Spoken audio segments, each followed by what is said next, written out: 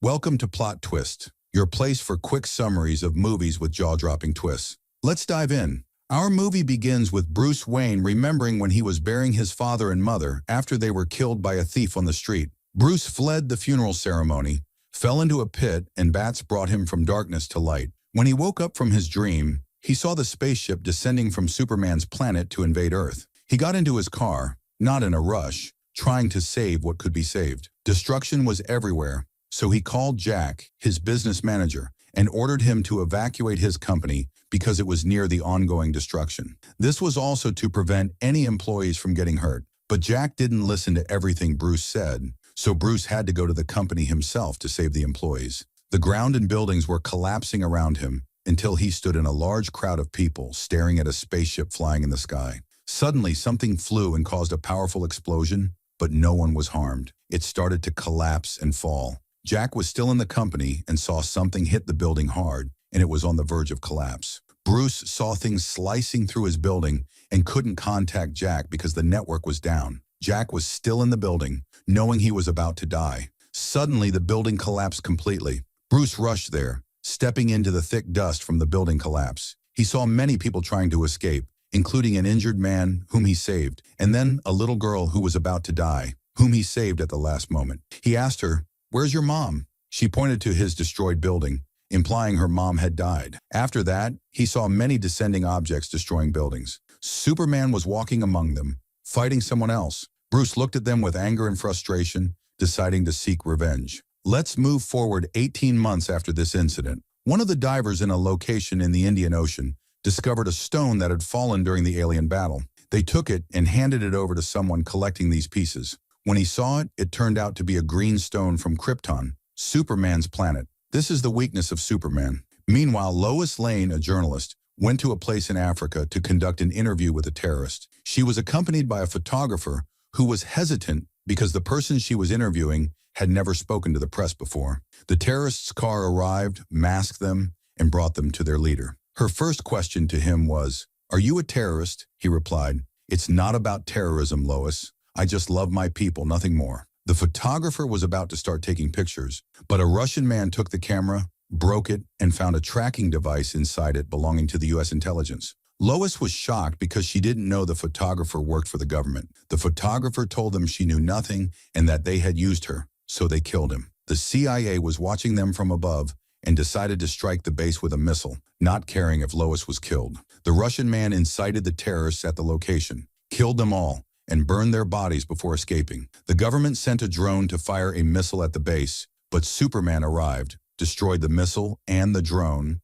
landed in front of the terrorist leader, and stared at him. Lois was thrilled, but the man didn't even get a chance to breathe before disappearing. A court was held accusing Superman of killing people and burning them. It was evident that this was part of the Russian man's plan from the beginning. The police arrived at a location where gunfire was reportedly heard, only to find many girls locked up. When they tried to free them, the girls locked themselves back in, too scared to escape. The police heard sounds of people dying above them and went to investigate. Batman was hanging on the ceiling to avoid being seen. When the police spotted him, he fled the scene, leaving his mark on the criminal he had captured. Bruce returned to his headquarters, clearly planning to monitor the Russian man because he would lead him to what he wanted. This man, who owned a weapons manufacturing company, showed the government the kryptonite stone he had obtained earlier in the movie. He told them it could help save the planet because it could penetrate Superman's body and kill him. Additionally, its mere proximity to Superman would weaken him.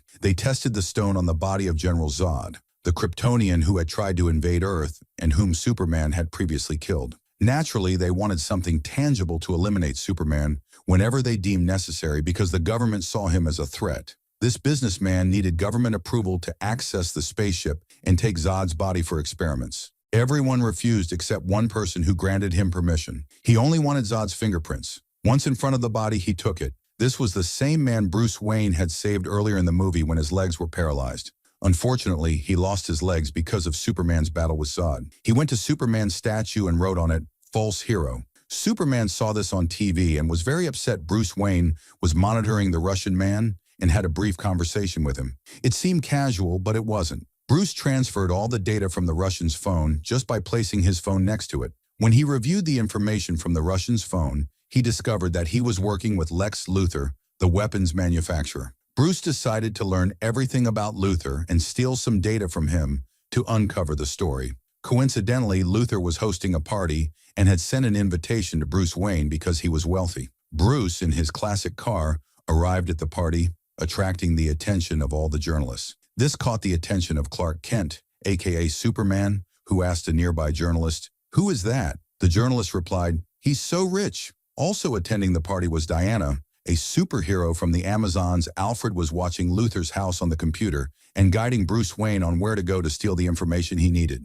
Superman was listening to their conversation because he's super powerful in not-so-nice ways. He was eavesdropping on Bruce Wayne's earpiece. Bruce reached Luthor's database, plugged in his hard drive, and had 7 minutes to complete the transfer. Someone caught him, so he pretended to be drunk from too much apple juice and returned to the party to avoid suspicion until the transfer was complete. And Clark, who is Superman, was standing with Wayne, who is Batman, in his capacity as an ordinary journalist, and the two of them didn't know each other yet. They asked him, "What's your opinion on Batman, the wanted criminal who's terrorizing an entire city?" Bruce responded, "Instead of writing about Batman terrorizing a city, it's better to write about the man from space who's planning to destroy the entire planet." Their conversation was interrupted by Luthor, and they chatted for a while. The move was completed, and Alfred informed Bruce that the transfer was done. Of course, Alfred was on the call with them and overheard everything. When Superman left, Bruce followed him, but when he arrived, he didn't find the hard drive in its place.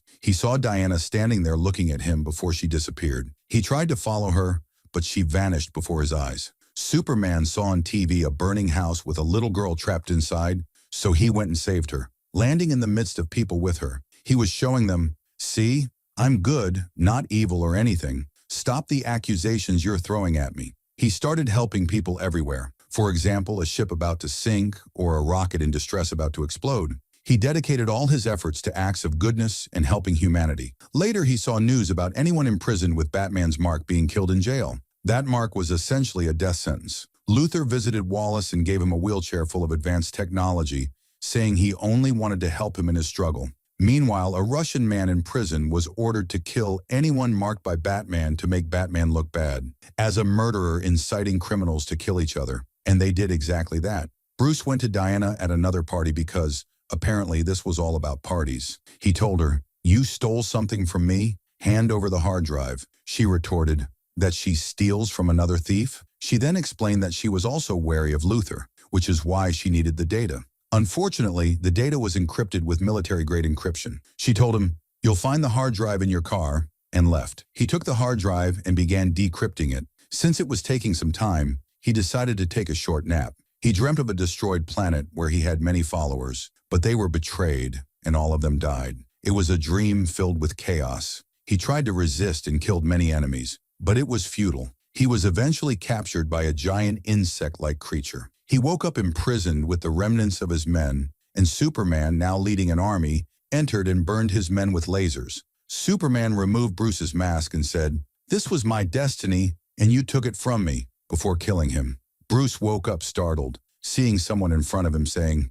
"She's the key. You were right, Bruce." He woke up in a panic, shaken by the strange dreams. By then, the decryption was complete, revealing information about kryptonite and its power. Bruce decided to steal the kryptonite from Luthor to create a weapon to fight and kill Superman. Alfred tried to dissuade him, saying, "Superman isn't our enemy." Bruce replied, "He's not our enemy now, but you never know what might happen in the future." Meanwhile, Superman was investigating Batman. He met the wife of a man who was killed in prison because of Batman's mark. She told him her husband had a child and was imprisoned in a place where they knew he would be killed because of the mark. Unfortunately, no one acted because Batman was the judge in that city, deciding who lives and who dies. She asked Superman to help her stop Batman. Superman asked how he could help, and she replied, "Not with his pen as a journalist. It doesn't matter to him, but someone stronger than him might stand up to him." Then she left. Batman tracked the shipment of the kryptonite.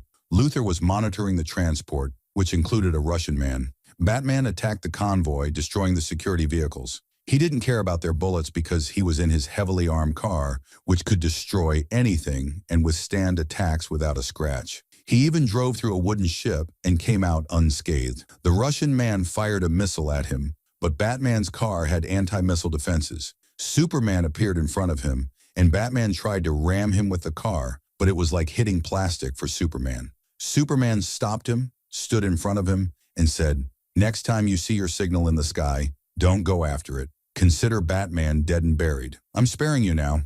Take it as mercy." As Superman flew away, Batman glared at him and said, "I will make you bleed." Batman returned to his hideout, tracking the shipment and finding its location. He opened the container with the kryptonite and was thrilled to finally have it. Meanwhile, a government official held a press conference, taking Wallace as a victim of Superman's actions. She asked Superman to attend a hearing to address accusations of killing people in the desert and whether he considers himself above the law. Superman sought advice from his mother, who told him, "You're a hero, be their role model, but remember, you owe this world nothing." Luthor's research revealed evidence that the desert killings weren't Superman's doing. With the help of a government minister, she discovered that the bullets used were exclusively manufactured by a weapons company. However, this information couldn't go public because it would cost the minister his job. The next day at the hearing attended by Superman and Wallace, things took a dark turn. The government official noticed something was wrong, and then a bomb hidden in Wallace's wheelchair, which Luthor had given him, exploded. The entire building was destroyed, and everyone inside was killed. Superman, however, stood unharmed. Bruce Wayne witnessed the aftermath and blamed himself for what had happened. "I am fed up with this planet." And when Luthor returned to his company, he found it destroyed. Surveillance cameras showed Batman killing the guards and stealing the stone from him. Superman went to Lois, blaming himself for not noticing the bomb and feeling that he was the reason those people died because he couldn't see it. Luthor took Zod's fingerprints, activated his spaceship, and began extracting information from it. Bruce Wayne made some weapons from that stone to use against Superman and discovered from the data he stole from Luthor that Diana is also something extraordinary with superpowers. Luthor placed Zod's body in the spaceship to try to revive him, but the spaceship warned him that this act was forbidden on Krypton and would result in a deformed monster. Luthor dismissed the warning, saying Krypton was destroyed anyway, and forced the spaceship to comply. Lois went to Wallace's house and saw he had bought a lot of groceries, indicating he wasn't planning to die and that it wasn't a suicide mission. She later learned from a police officer that the wheelchair Wallace was sitting in was also made by Luthor's company. This meant the wheelchair and the bullets used in the desert killings were both linked to Luthor. The wheelchair was lined with lead, which prevented Superman from seeing the bomb. Meanwhile, a car appeared behind Superman's mother, and she was kidnapped under Luthor's orders. Batman prepared himself and turned on his signal to lure Superman into a fight. A Russian man kidnapped Lois, Superman's girlfriend, and took her to Luthor, who talked to her briefly before throwing her off a building. Superman saved her just before she hit the ground and left her in a safe place. Superman confronted Luthor, who was full of hatred and wanted everyone to see Superman as a murderer. Luthor manipulated events to pit Superman and Batman against each other. Luthor showed Superman photos of his kidnapped mother and threatened that she would be burned alive if he didn't kill Batman. Superman tried reasoning with Batman, but Batman had set up a kryptonite trap that weakened Superman. Despite Superman's attempts to explain, Batman was determined to fight. The battle was intense, with Batman using kryptonite gas to weaken Superman and treating him like an ordinary human. Batman eventually prepared to kill Superman with a kryptonite spear, but Superman mentioned Martha, his mother's name, which was also Batman's mother's name. This stopped Batman, who then realized Luthor was manipulating them. Lois explained the situation, and Batman promised to save Superman's mother while Superman dealt with the greater threat. Batman used his aircraft to locate the Russian holding Superman's mother and killed many guards to rescue her. He confronted the Russian, who threatened to kill her, but Batman destroyed a nearby weapons stash, causing an explosion, and saved her. Meanwhile, Superman confronted Luthor, who revealed the countdown to the creature's awakening. The spaceship had created a monstrous being that Luthor intended to use against Superman. The creature was incredibly powerful and began wreaking havoc. Superman tried to take the fight away from the city, but the military launched a nuclear missile at them. Superman pushed the creature into space, allowing the missile to hit them both. While the explosion seemed to kill Superman, it only made the creature stronger, as it absorbed the energy and became even more terrifying. The humans realized that the creature grew stronger with every attack. Alfred suggested to Batman that they could use kryptonite weapons to kill it, and the spear in Superman, when he saw the sun, regained his strength and got back up. He became alert. That beast was about to finish off Batman, but the sister Diana saved him and blocked the blow. After that, Superman regained his strength and hit him. Then they all gathered. Superman, Batman, and Diana. They unleashed their power and started playing around with that Kryptonian creature for a bit, but it was useless because he was much stronger than them. They kept fighting, and Superman exchanged blows with him until he also overpowered Superman. The only solution was to kill him with the kryptonite spear. When Clark tried to grab it, he lost his strength as soon as he got close to it. Diana cut off the beast's hand, but it regenerated with some sort of spike. Superman went to his beloved and said a few emotional words, then made a sacrificial move. He grabbed the spear and with all his strength went to strike the creature with it. Batman hit the beast with a kryptonite gas bomb, Diana restrained it, and Superman struck it with the spear. But even that didn't stop it. It impaled Superman with the spike that had replaced its hand. And so, both of them died. Meanwhile, the police arrested Luthor, who had become one of the most dangerous criminals globally. Superman was buried, and suddenly everyone loved him, even though they had once called him a killer. Batman covered the expenses of the funeral. He stood with Diana and told her that he had failed Superman while he was alive and wouldn't fail him in death. He asked her to search for other superhumans and form a team together. Batman then went to the prison and marked the prisoner with his execution stamp. And that's where our movie ends.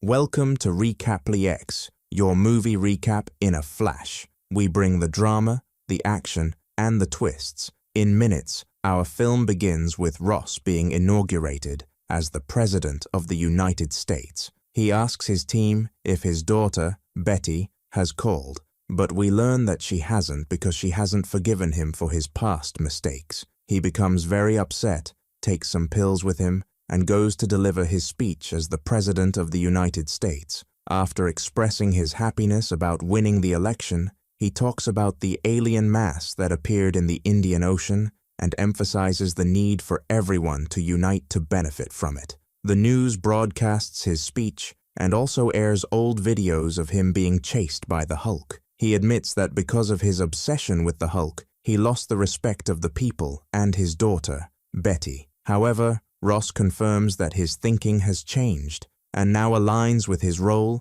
as President of the United States. 5 months later, we see Joaquin Torres, the assistant to the new Captain America, Sam Wilson, who inherited the shield from Steve Rogers to become Captain America after him. They are heading to Mexico for a mission assigned by President Ross. The mission is to recover a stolen capsule from Japan. Captain America arrives at the location and begins to engage with the mercenaries, easily defeating them thanks to the technology in his new suit. Joaquin scans the building and discovers hostages held by Sis Volker. He informs Sam, who rushes to rescue the hostages. When Volker learns that Captain America is coming, he orders his men to kill him and escapes with a few of his men to protect the capsule. Sam reaches the location and fights them. Despite being busy in the battle, Sam manages to defeat them, retrieve the shield, and save the hostages using a device from his suit.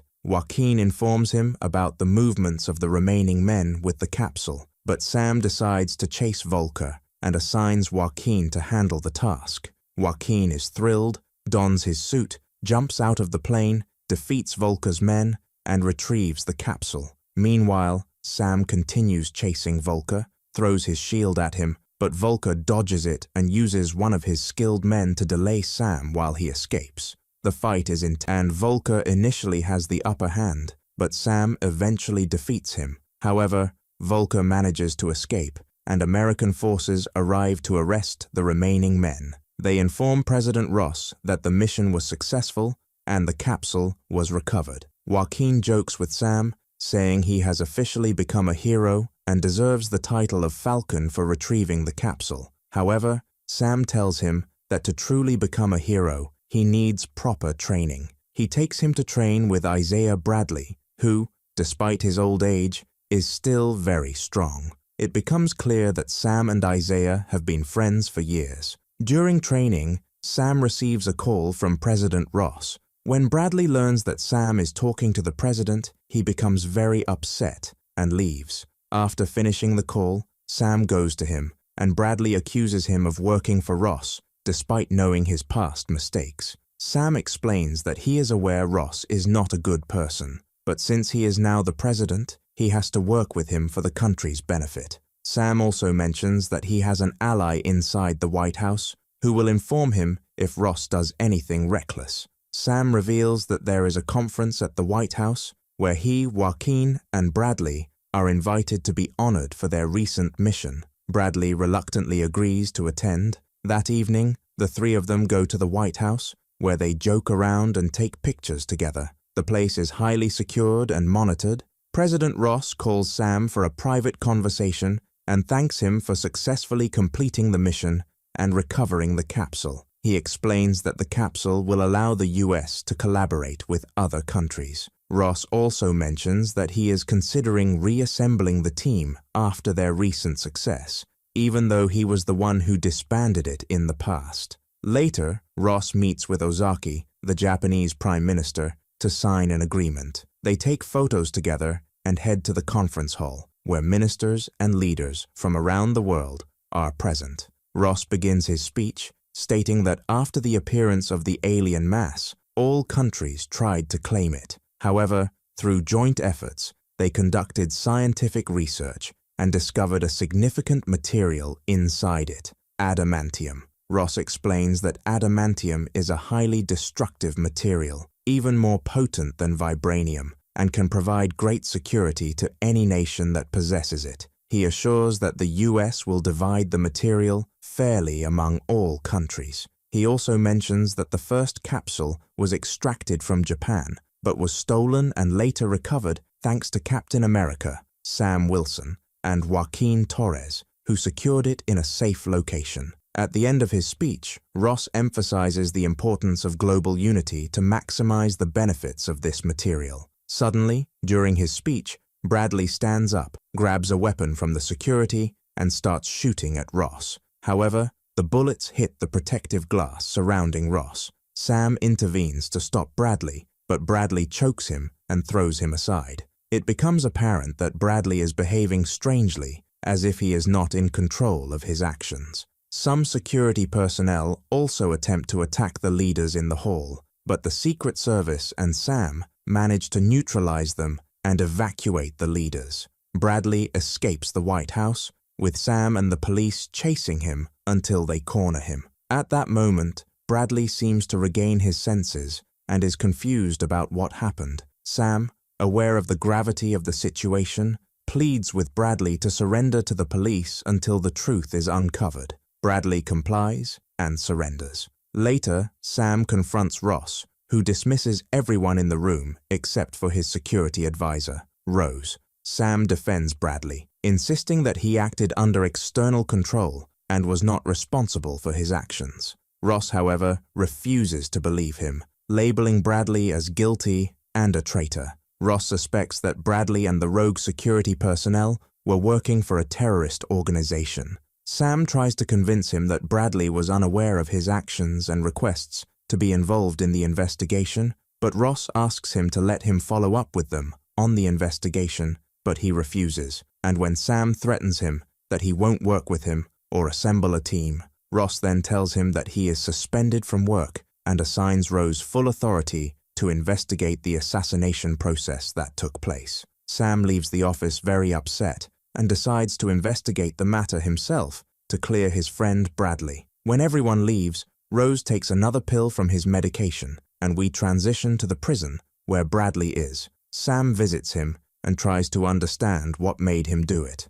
Bradley tells him he doesn't even know what he did. Sam makes him recount everything he remembers. Bradley tells him he entered the White House, took some photos, and doesn't remember anything after that, except finding himself outside the White House and being arrested. He doesn't recall or know that he entered the conference hall at all. He cries because he knows he will likely stay in prison, just like the 30 years he was unjustly imprisoned before. but Sam promises to investigate the case and get him out. As soon as he leaves, he tries to uncover the truth and contacts Joaquin to see if he noticed anything unusual on the surveillance cameras. Joaquin tells him he saw Bradley's phone suddenly light up brightly, and all the security personnel who shot at the president were affected. They begin to believe that someone manipulated their consciousness through a code on the phones to make them act that way. Rose also reaches the same conclusion and starts to think Sam might be right. While Sam is on his way, Valcor suddenly appears, shoots at him, and blows up the car. He even reports on the phone that he has eliminated him, but suddenly, Sam reappears and confronts him. Valcor manages to injure him multiple times, but Sam still manages to fight back. Valcor pretends to surrender, but suddenly shoots at him. However, Sam manages to hide. While Valcor searches for him, he taunts Sam, saying that without his suit and equipment, he is nothing. But with a clever move, Sam blinds him momentarily and suddenly strikes him with a powerful blow. The person who hired Valcor calls him, but Sam answers the phone instead. He hears a strange voice praising his courage and then cuts off. Sam keeps the phone as evidence. The police arrive and arrest Valcor. We transition to President Russo, who is speaking with world leaders. He tries to proceed with the agreement he wanted to establish, but the leaders begin to doubt him. They question how they can trust him when he can't even protect himself in his own country. He tells them that what happened was a terrorist attack and that they have arrested those responsible. Still, they don't agree because the incident shocked them all. Rose tries to convince them that if they unite, everyone will benefit, but they still refuse. They mention that Japan withdrew after the attack, and that if Japan reconsiders and joins again, they might think about uniting as well. This is because the space station is located on Japanese soil. The call ends there. We transition to Sam returning to Joaquin and telling him that Valcor attacked him, but he managed to take his phone. He hands it over to Joaquin to find out who called Valcor. Joaquin traces the last number that called the phone and finds it belongs to someone named Samuel, located in a military prison base called Echo 1. They start preparing to head there. Meanwhile, Rose goes to the prison to investigate the president's assassination attempt with the guards who fired at him. A guard takes her to the cell, but suddenly he shoots at them, kills them, and then takes his own life, as if someone was controlling his mind. A specific melody plays in the background. Rose becomes more convinced of Sam's claims that Bradley was not in his right mind when he shot at the president. She decides to transfer Bradley to a more secure, solitary confinement. We transition to President Russo, heading to Japan to convince them to agree to the treaty. He speaks with his assistant and learns from her that Sam and Joaquin left their location and are investigating the case. He orders her to form a team to stop them at any cost. Meanwhile, the guard Cooper at the Echo 1 military base calls the president, but suddenly gunfire is heard. Samuel speaks to him, revealing that he is about to expose himself and no longer needs to hide. Russo realizes that Samuel is the one behind the incidents and the theft of the sample from Japan. Samuel tells him that he was the one who helped him rise to power, but Russo abandoned him and left him imprisoned for years. He reveals that he could have escaped using the power he developed, but was waiting for the right moment, which is now. He says he will reveal his true identity to the public, his daughter, and everyone to make them hate Russo even more. After ending the call, Russo contacts Rose and orders her to go to Echo 1 prison because a prisoner is attempting to escape and to take control of the situation. Sam and Joaquin arrive at Echo 1 prison. Using a robot, they cut the fence and disable the surveillance cameras. Joaquin opens the prison door and they successfully enter without alerting the guards. However, they find the prison empty, discovering it is a secret laboratory rather than a prison. They find photos of people who were experimented on, including Bradley, who was imprisoned there for 30 years as part of experiments to uncover the source of his unique abilities. Sam searches the files and finds one with the name Russo, the current president of the United States. He discovers X-rays and health analyses of Russo, along with a note prescribing 3 pills a day. He also finds a copy of the medication. Joaquin searches the lab's computer and learns that Samuel developed a specific melody to control the consciousness of those who hear it, making them act under his command. This explains how Bradley and the security personnel were manipulated into shooting at the president. At that moment, Samuel appears and confesses to stealing the sample from Japan and orchestrating the events against the leaders. He narrates his story, explaining that the state imprisoned him for experiments and to benefit from his research. Russo also exploited his intelligence and research to climb to a higher position, promising to free him once he became president. However, after becoming president, Russo abandoned him, leaving him imprisoned for years. Samuel used his intelligence while in prison to plan his revenge against Russo. He states that he doesn't want to kill Russo, but wants to expose his dark truth to the public and his daughter.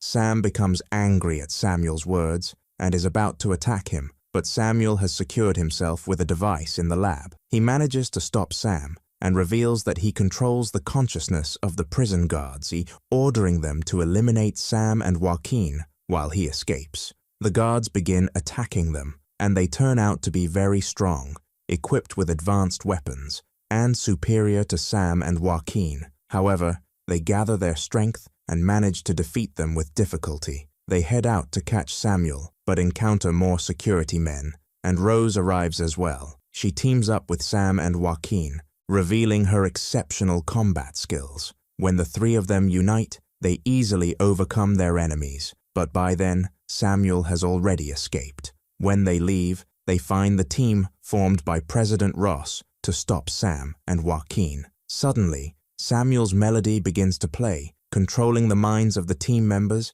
and neutralizing them. Upon realizing they are being controlled, they quickly flee. Sam protects them from bullets using a shield, and they manage to get into a car and escape. The scene shifts to President Ross, who is with the Japanese Prime Minister, trying to convince him to sign an agreement. However, the Prime Minister states that, given recent events, Japan no longer wants to ally with the US. Furthermore, the Japanese intelligence agency has discovered that the US was behind the theft of the container. Ross leaves, furious and unsure of what to do. When he returns to the presidential office, the advisors each present different suggestions. Ross, still angry, orders the US military to head towards the space mass located in Japan, aiming to ensure that if any country gains control over it, it will be the US. The story shifts back to Sam, Joaquin, and Rose as they head to the prison where Valcor is being held. Upon arrival, Sam asks Valcor why he worked with Samuel and what his plans were. Valcor agrees to reveal everything on the condition that his prison sentence is reduced. Sam agrees, and Valcor explains that he took a certain serum. Instead of enhancing his physical strength, as it does for others, it amplified his mental abilities, making him unable to stop thinking. He sought an antidote to ease his thoughts, but Ross increased his dose, which altered his appearance and heightened his intelligence. Ross and the state exploited him as a tool for ideas and research, using his inventions to create advanced weapons. His ideas even helped Rose attain the presidency. However, when Rose broke his promise to him, his intelligence turned into immense anger, driving him to seek revenge. Valcor invented the melody that allows him to control people's minds, and orchestrated the theft of the container from Japan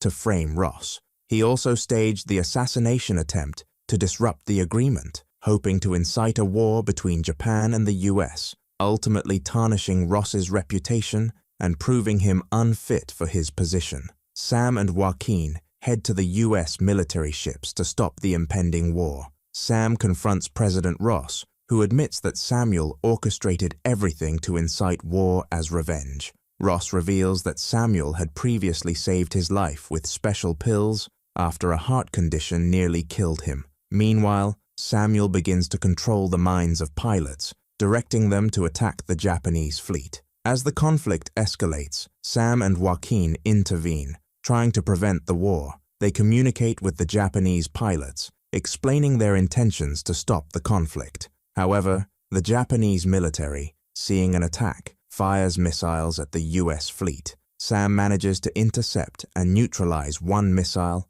moments before it hits the ships. Ross contacts the Japanese Prime Minister, explaining that 2 planes are out of his control, but the Prime Minister remains skeptical. As tensions rise, Joaquin destroys one missile but is hit by another, falling into the ocean. Sam rescues a pilot from an American plane and redirects it away from the fleet, saving both American and Japanese ships. This act convinces the Japanese president that they genuinely seek to stop the war, leading to a ceasefire. Samuel, frustrated that his plan failed, visits Joaquin in the hospital. Meanwhile, Ross contemplates reconnecting with his daughter, feeling regret for past actions. He calls her, apologizes, and spends time with her before addressing the press. In his speech, Ross claims to have thwarted an unseen force attempting to sabotage the agreement. Samuel confronts Sam at the hospital,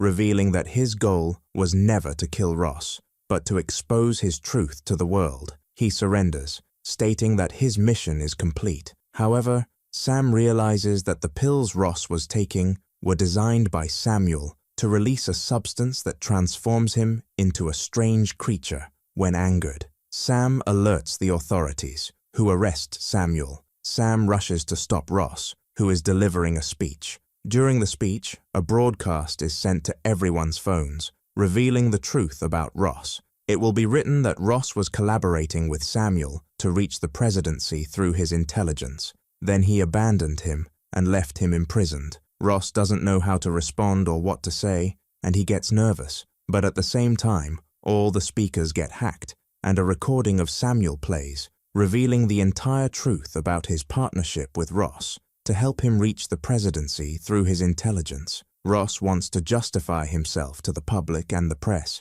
but his assistants try to stop him and end the meeting to save his image in front of people. This makes him very angry, and suddenly he finds his body changing, strange things happening to him, and he transforms into Red Hulk. This is due to the pills Samuel had made for him. Thus, Samuel's plan succeeds, and Ross's truth is exposed to the public. When Ross sees his reflection in the glass, he is shocked and becomes even angrier. At that moment, his assistants shoot at him, but of course, it has no effect on him at all. The place turns into utter chaos, but Captain America arrives and tries to stop him. However, Ross strikes him, showing that he is far stronger. Sam shoots arrows at his back, but Ross hits him with one blow, sending him flying.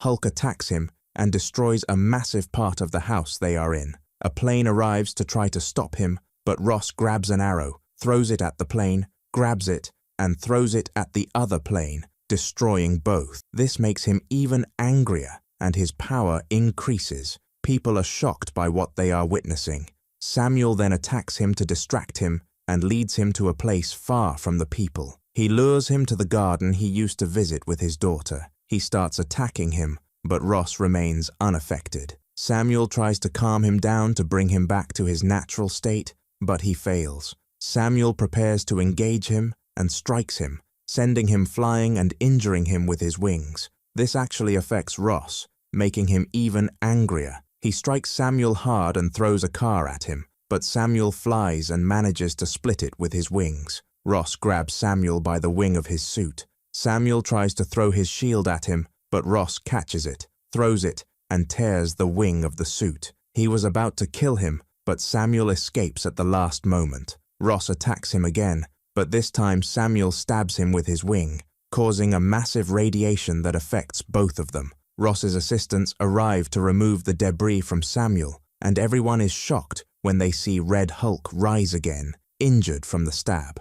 At that moment, Samuel approaches him and tells him that he used to be a bad person because of his actions, but now he's starting to change and improve himself. He encourages Ross to control his anger and emotions to return to his natural state. As they talk, a leaf falls from a tree onto Ross, reminding him of his daughter. Suddenly, he calms down, his anger subsides, and he returns to his natural state. They take him to the hospital as he was severely injured. The news broadcasts what happened, and the White House is rebuilt. We see Samuel greeting his friend Bradley after he was released from prison, and he checks on Joaquin.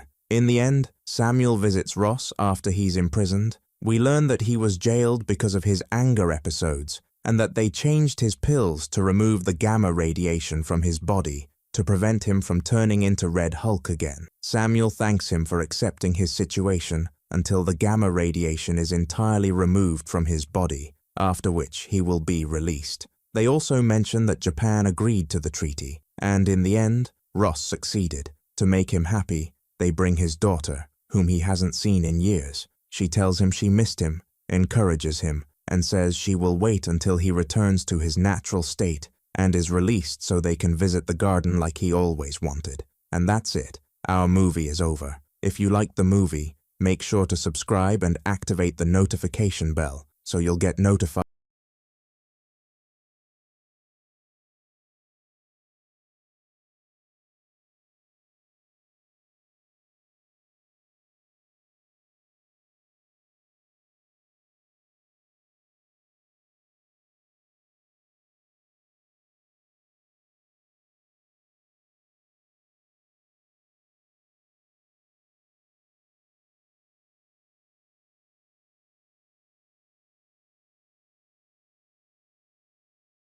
Welcome to Recaply X, your movie recap in a flash. We bring the drama, the action, and the twists. In minutes, our movie begins with Matt, a young boy living with his father, Jack. One day, other kids tease him and try to beat him up, mocking his father, calling him a loser. Matt escapes and runs home, terrified of them. When he gets home, he sees his father, a man we learn was once a powerful boxer, so fierce that other boxers said he fought like the devil, earning him the nickname Devilish Jack. But that was a long time ago. Matt wakes up and his father notices his face is bloody. When Jack asks why, Matt explains the kids were bullying him, calling his father a loser who works for a man named Zarlan. Jack dismisses this, joking that if he worked for Zarlan, they'd have plenty of money. He advises Matt to ignore others, focus on his studies, and strive to become a lawyer or doctor someday. Matt promises to make his father proud. One day, Matt visits the factory where his father supposedly works, carrying his report card to show him. A worker warns Matt that the factory is dangerous, full of harmful chemicals, but Matt insists he's there to see his father. The worker reveals that Jack hasn't worked there for months. Matt is upset, realizing his father lied to him. He throws away his report card and leaves. Suddenly, Matt sees Jack in an alley, beating a man and demanding money. Shocked, Matt runs away. Jack chases after him. As Matt runs, a crane carrying barrels of toxic chemicals tries to avoid hitting him. The barrels spill, the chemicals splashing onto Matt's face, blinding him. Matt wakes up in the hospital, hearing chaotic sounds from the accident. He remembers everything and screams in his room, but he calms down when he notices something strange. Despite his bandaged eyes, he can see everything around him. Jack enters, ready to explain, but Matt interrupts, saying he overheard the doctor and knows he's permanently blind. Jack apologizes for causing the accident. Matt forgives him, and they embrace. After the incident, Jack promises to return to boxing and leave Zylan's gang. Matt discovers that while he's blind, his other senses have become superhumanly sharp. He can hear sounds like a radar, memorize the city's layout, and no longer feels fear. One day, the kids who used to bully Matt confront him again, mocking him for being blind. But this time, Matt surprises them, defeating them all until they flee. That night, Matt cheers for Jack at a boxing match. Zolan approaches Jack, demanding he lose the fight and let his opponent win. Jack refuses, saying he's done working for Zolan. Zolan threatens Matt. During the match, Jack hesitates, considering throwing the fight out of fear for Matt. But when Matt cheers him on, Jack regains his confidence, fighting back fiercely and winning the match. The crowd celebrates, calling him Devilish Jack again. As Jack leaves the arena, men from Zylan's gang ambush him, shooting him dead. One of them leaves a red rose on Jack's body. Devastated, Matt vows to fight for justice for all those the system fails to protect. Years pass, and Matt becomes a criminal lawyer, just as his father wished. One day, he defends a woman assaulted by a man named Quesada, who claims she pursued him. Using his enhanced senses, Matt detects Quesada's lies through his heartbeat. When the court rules in Quesada's favor, Matt grows frustrated with the legal system's flaws. That night, Matt dons a suit and mask, tracking Quesada to a nightclub. He confronts and defeats many of Quesada's men, telling him, "It's time for the devil to take your soul." Quesada tries to escape, but Matt corners him at a subway station, tying a rope around his neck. However, a train's deafening noise overwhelms Matt's heightened hearing. He lets go of Quesada, who grabs a gun but stumbles onto the tracks, killed by an oncoming train. Police and reporters arrive at the scene. A journalist asks the officer about the mysterious figure responsible, but the officer says there's no evidence of his existence. As the journalist tosses his cigarette, a distinct symbol left by Matt appears, marking his presence. The house was divided into two parts, one where Matt lived and the other where he kept the weapons he used and his superhero suit. He received a message from a friend of his, telling him she was upset because he didn't care about her or share anything about his life, ending their relationship. Suddenly, Matt heard a woman screaming and being attacked in broad daylight. The next morning, Matt arrived at the office before his partner Nelson, who was discussing a murder case involving a pillow and daredevil, who would do all that and disappear. They also talked about the cases and clients they received, most of whom were poor, which Nelson didn't like. Nelson tried to convince Matt to accept all the cases that caught Matt's interest. Matt later met a Greek woman named Electra, who got upset when he followed her and confronted him, leading to a fight where she was surprised by his abilities despite being blind. Electra revealed her identity and left when her bodyguard arrived. Matt learned she was the daughter of a wealthy and well-known man named Nachios. Matt and Nelson went to court for a new case where a man named Jackson was accused of raping and killing a woman named Lisa. Jackson claimed he was innocent, and Matt used his heightened senses to detect that Jackson was telling the truth. They decided to help him and investigate Lisa's apartment for evidence. Matt discovered Lisa was shot, dragged, and her body dumped outside to make it look like a robbery. Using his super senses, Matt found the letters M-O-M and the number 68 etched into the wood of a desk, but couldn't decipher their meaning. They quickly left before anyone saw them. Meanwhile, Wilson, a dangerous man in the city, was informed by his assistant Wesley about media reports about him. Wilson ordered his guards to handle the situation, but ended up killing them himself. Nachios came to Wilson, wanting to end their partnership because he feared the media's focus on the kingpin of crime. Wilson laughed and threatened Nachios's daughter, Electra. He ordered Wesley to gather incriminating evidence against Nachios and bring in a dangerous criminal named Bullseye. During Jackson's trial, Officer Mackenzie testified that he caught Jackson at the crime scene with the murder weapon. Matt tried to detect if the officer was lying but found his heartbeat normal. However, Matt was convinced someone in the courtroom was lying.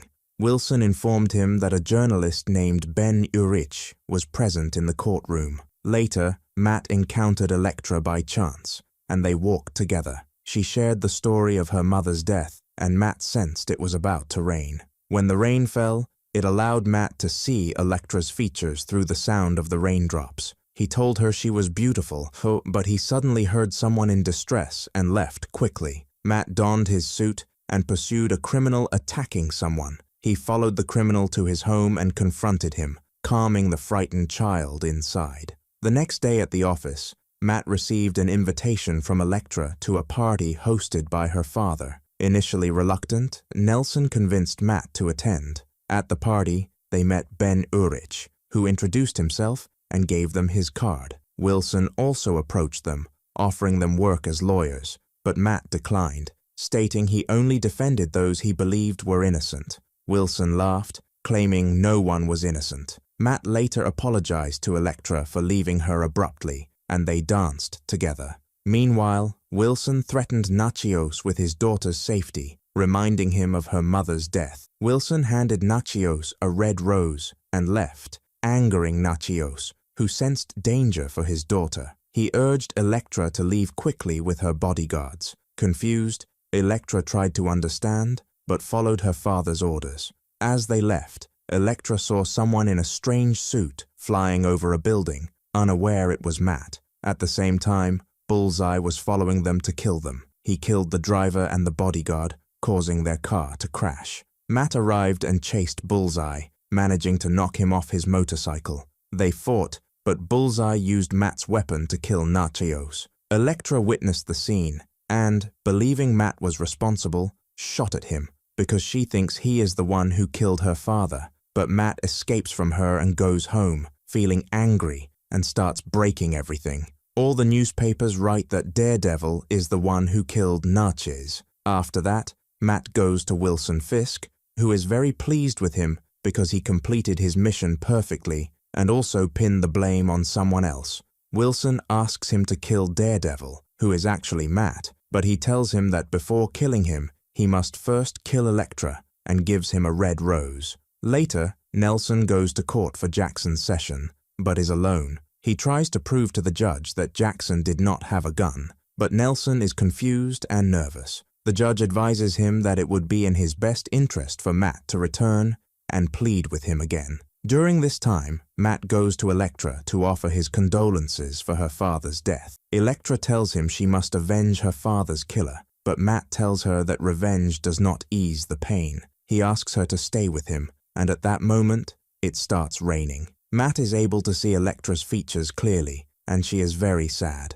Elektra leaves, and the journalist Arish is there, trying to stop Matt to talk to him. He tells him that Lisa, who was killed, was one of his sources. She used to tell him all the information she knew about them, but he doesn't know any names. The only evidence he has incriminates Officer Mackenzie, as a witness saw Jackson and said his cousin works for an agency that paid Mackenzie a large sum of money. Matt is very surprised and tells him he is sure the officer is telling the truth. The journalist tells him that the amount he received equals his salary for 3 years, which is proof that he lied and is corrupt. Matt decides to confront Officer Mackenzie. He waits for him as he leaves and forces him into the car, handcuffing him. He starts braking the car and grabs him by his shirt. Suddenly, he notices a scar near his heart and realizes Mackenzie has an artificial heart. At that moment, Matt understands why he couldn't detect his heartbeat in court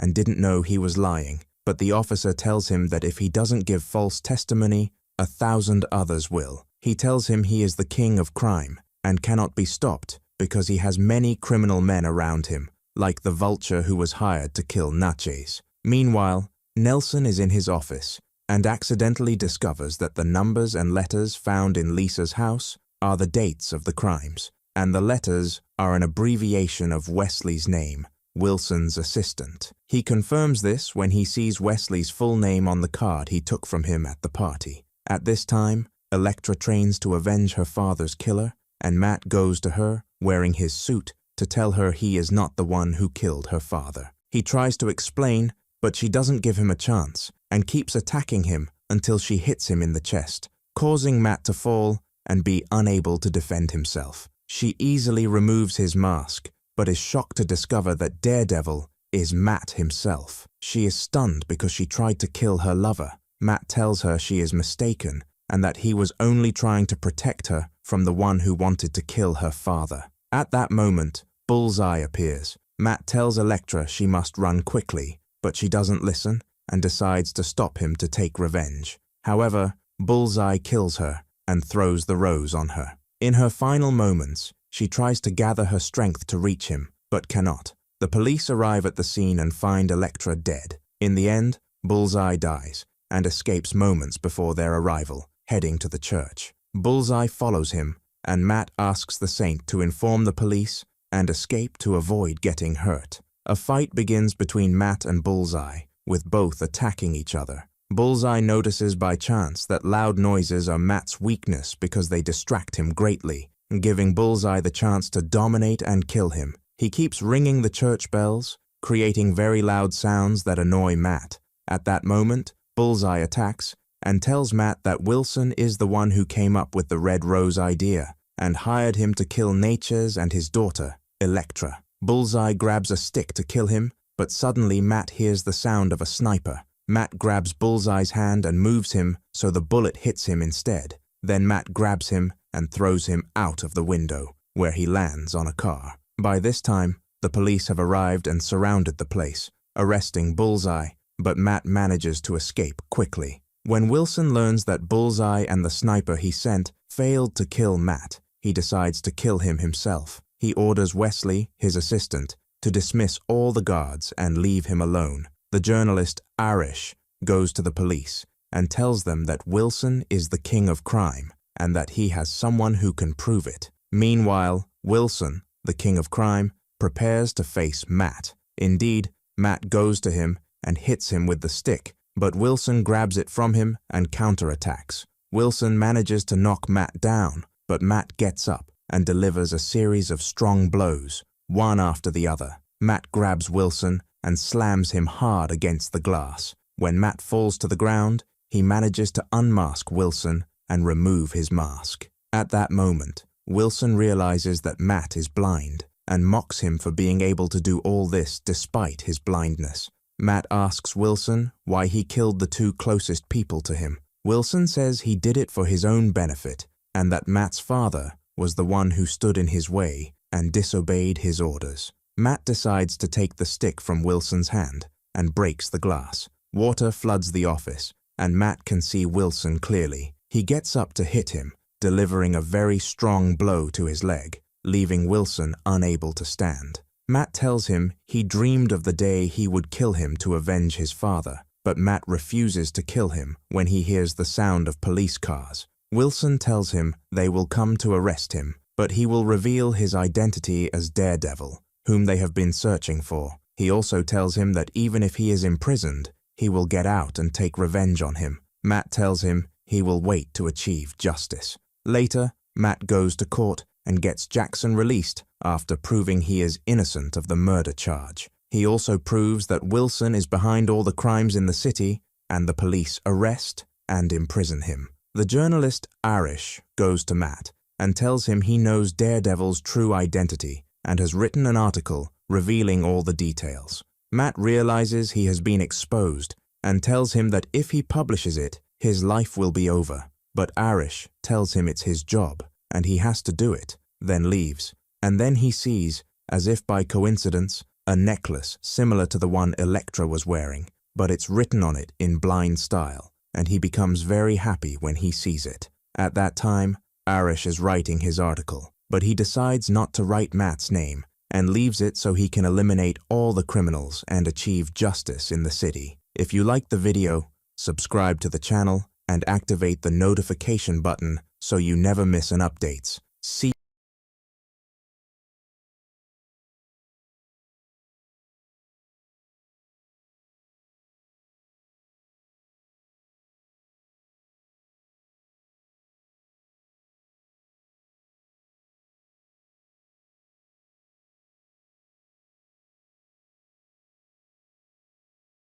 Welcome to Plot Twist, your place for quick summaries of movies with jaw-dropping twists. Let's dive in. Our movie starts with a very strange event. We see a planet breaking apart, filled with heat as if it's being destroyed. Then we see a meteor glowing strangely, heading toward Earth. It passes over a bay in Japan, freezing it completely. It flies over the pyramids in Giza, Egypt, turning the weather icy all of a sudden. It continues over Los Angeles, California, cutting off all electricity and devices. News of these events spreads on TV, and we see Reed and Susan at the airport watching the coverage. They are preparing for their wedding celebration, which unfortunately has become a major media event. The whole world is interested in attending and seeing what's being prepared for the wedding, which frustrates Susan a bit, wondering where their private life fits in all this. But Reed tries to calm her down, saying everything will turn out fine and they'll be able to live well. Then an employee approaches them and informs them that the VIP seats are fully booked, so they'll have to take economy seats.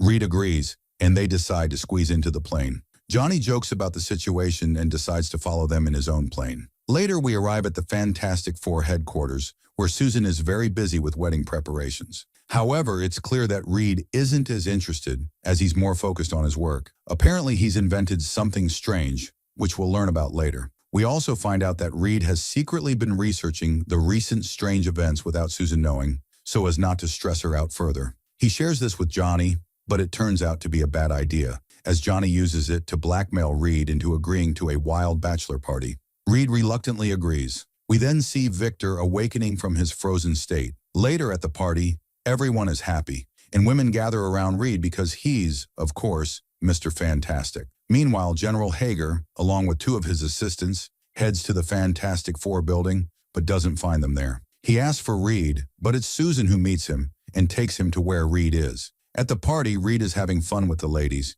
even using his stretching abilities to impress them, until the General and Susan walk in. Of course, Susan is upset by what's happening, especially when she sees a woman in Reed's arms. But Reed tries to play it off. In the end, the General takes Reed aside and tells him something important is happening. They go to a nearby restaurant, where the General explains that the object seen in the sky isn't a meteor. It's something they can't reach, and they need Reed's help. He shows Reed pictures of the object, which they still can't identify, describing it as something strange and filled with immense energy. Additionally, unusual craters have started appearing in various places on Earth. Reed suggests building a sensor device to accurately locate the object. The General agrees and urges Reed to get to work on it. However, Reed refuses, saying he has a wedding on Saturday and can't miss it. Susan is very pleased that, for once, Reed is prioritizing their life over work. The General leaves, accompanied by a woman Johnny tries to flirt with, but fails. Meanwhile, someone helps Victor escape from his confinement. As soon as Victor is freed, he kills his helper. We then learn that Reed starts working on the sensor device in secret, without telling Susan. Ben notices this while drinking, and we see him helping Reed with the device. The wedding day arrives, and the entire country is focused on the event. Susan is very anxious, wondering how they can live like this, and even if the day goes well, how they'll build a family amidst all the chaos, enemies, and monsters following them. Alicia, Ben's girlfriend, tries to calm her down. Ben rushes to Reed, saying, "There's an hour left until the wedding, and you're still working on your device." Reed replies, "Just a minute, and the device will be ready." He activates the device, realizes the time, and exclaims, "I'm late for my wedding." He collapses from stress, and Ben drags him off to get ready quickly. Meanwhile, Victor's trying to figure out what the strange entity is. It seems he's one step ahead of Reed. We see Susan in her wedding dress, and Johnny tries to lighten the mood, telling her the priest will be nearby. He takes her hand to start the ceremony. As the couple stands together and the officiant begins to speak, the small device connected to the sensor gives a signal that something strange is happening. Reed asks the officiant to hurry up, which annoys Susan, but her irritation fades when something much more important happens. The strange entity crashes their wedding, cutting off all power sources. Even the helicopter filming the wedding loses control and nearly crashes onto the guests. Of course, the Fantastic Four manage to stop it. The entity appears and Johnny chases after it. A fast, intense, and difficult pursuit ensues, but in the end, Johnny reaches it. However, the strange thing is that the entity grabs Johnny instead of the other way around. It takes him into outer space, then drops him back to Earth, landing in the deserts of the Arab world. It becomes clear that the entity is merely a servant following mysterious orders from someone unseen. Johnny recounts his experience to the group, who realized the entity came to destroy the sensor device. It was aware they were tracking it and didn't want that to happen. Reed concludes they need to stay one step ahead, though he doesn't yet know how. A heated argument breaks out between Susan and Reed over the ruined wedding. Johnny, meanwhile, struggles with his powers, unable to control them as before. He decides to jump off a building and hopes his powers won't fail him, but he falls. Susan rushes to him, and as soon as she touches him, their powers swap. She gains his flame abilities and starts flying upward, engulfed in fire. Reed tries to help but doesn't know what to do, until she eventually manages to extinguish the flames. Back in the lab, they realize Johnny now has the ability to swap powers with anyone he touches. Ben jokingly tries it, but they quickly swap back. Reed decides they need to isolate Johnny, as what's happening isn't safe. A while later, Susan watches the news that talks about the destruction of her happiness and how life is cursed for them, which upsets her greatly. She shares her problem with Reed, wondering how they will be able to live afterward, even if this day passes. In the end, Reed tells her that he is ready, after completing this mission and discovering what this creature is, to live a normal life, work as a professor at any college, and lead a life of building a family. However, this would negatively affect Ben and Johnny.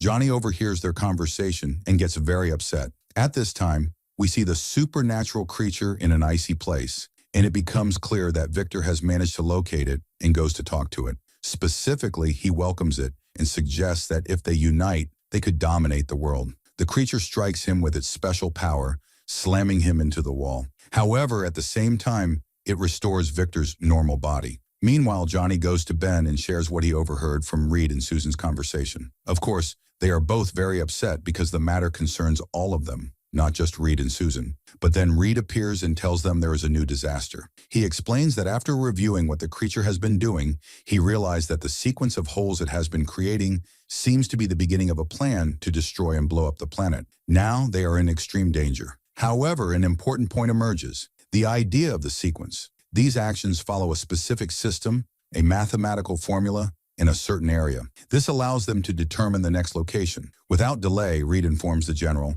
and they take helicopters to the location. In London, near Big Ben, a strange hole begins to form in the water, similar to the previous one. Suddenly, a wave-like shock destroys the foundation of the area in the nearby Ferris wheel. The wheel's structure starts to collapse, and Susan tries to hold it up with her superpowers. From below, Ben supports it, while Reed grabs hold of them from another side, urging people to evacuate quickly. Johnny spots the strange creature and decides to chase it, but unfortunately, he collides with Reed, causing their powers to switch. This leads to the Ferris wheel becoming unstable again, and Susan is no longer able to support it. However, at the last moment, Reed comes up with an idea. He asks Ben if he can lift the structure a bit higher and hold it in place. Reed then uses Johnny's fire ability to weld the wheel's gear, successfully completing the task. Despite the success, the general is very upset about the incident, criticizing them for their internal conflicts being broadcast live. Suddenly, they notice the river has no water. Frustrated, the general decides to seek help from Victor.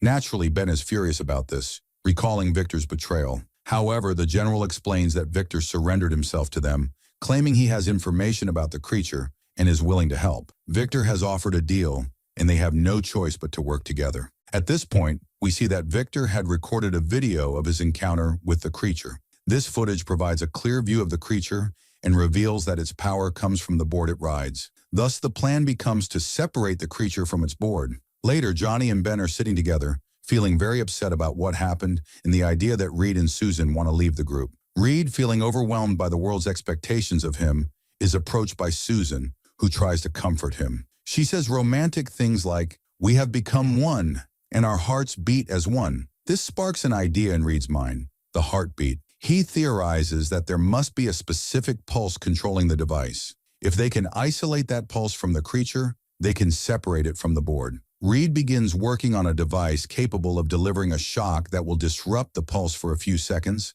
allowing them to detach the creature from its board. Meanwhile, Victor is seen working on a different device, though no one knows what it is. Susan catches him but cannot find any evidence against him, so she lets it go. Later, Johnny tries to flirt with the military woman again, but she tells him she doesn't see him as a bad boy worth her attention. Instead, she sees someone who almost destroyed his team through his recklessness and irresponsible actions. The team heads to the site of the next predicted hole. Reed prepares to set up his device, but the general expresses his lack of trust in him, mocking him. Reed, however, asserts his authority, reminding the general that he is one of the world's top scientists and a member of the Fantastic Four. He insists on proceeding with his plan. Each member of the Fantastic Four places a device at a specific part of the hole, waiting for the creature to arrive. Everyone manages to activate their devices except Susan, who is confronted by the creature itself. She tries to block it with a force field, but it easily breaks through. She asks the creature,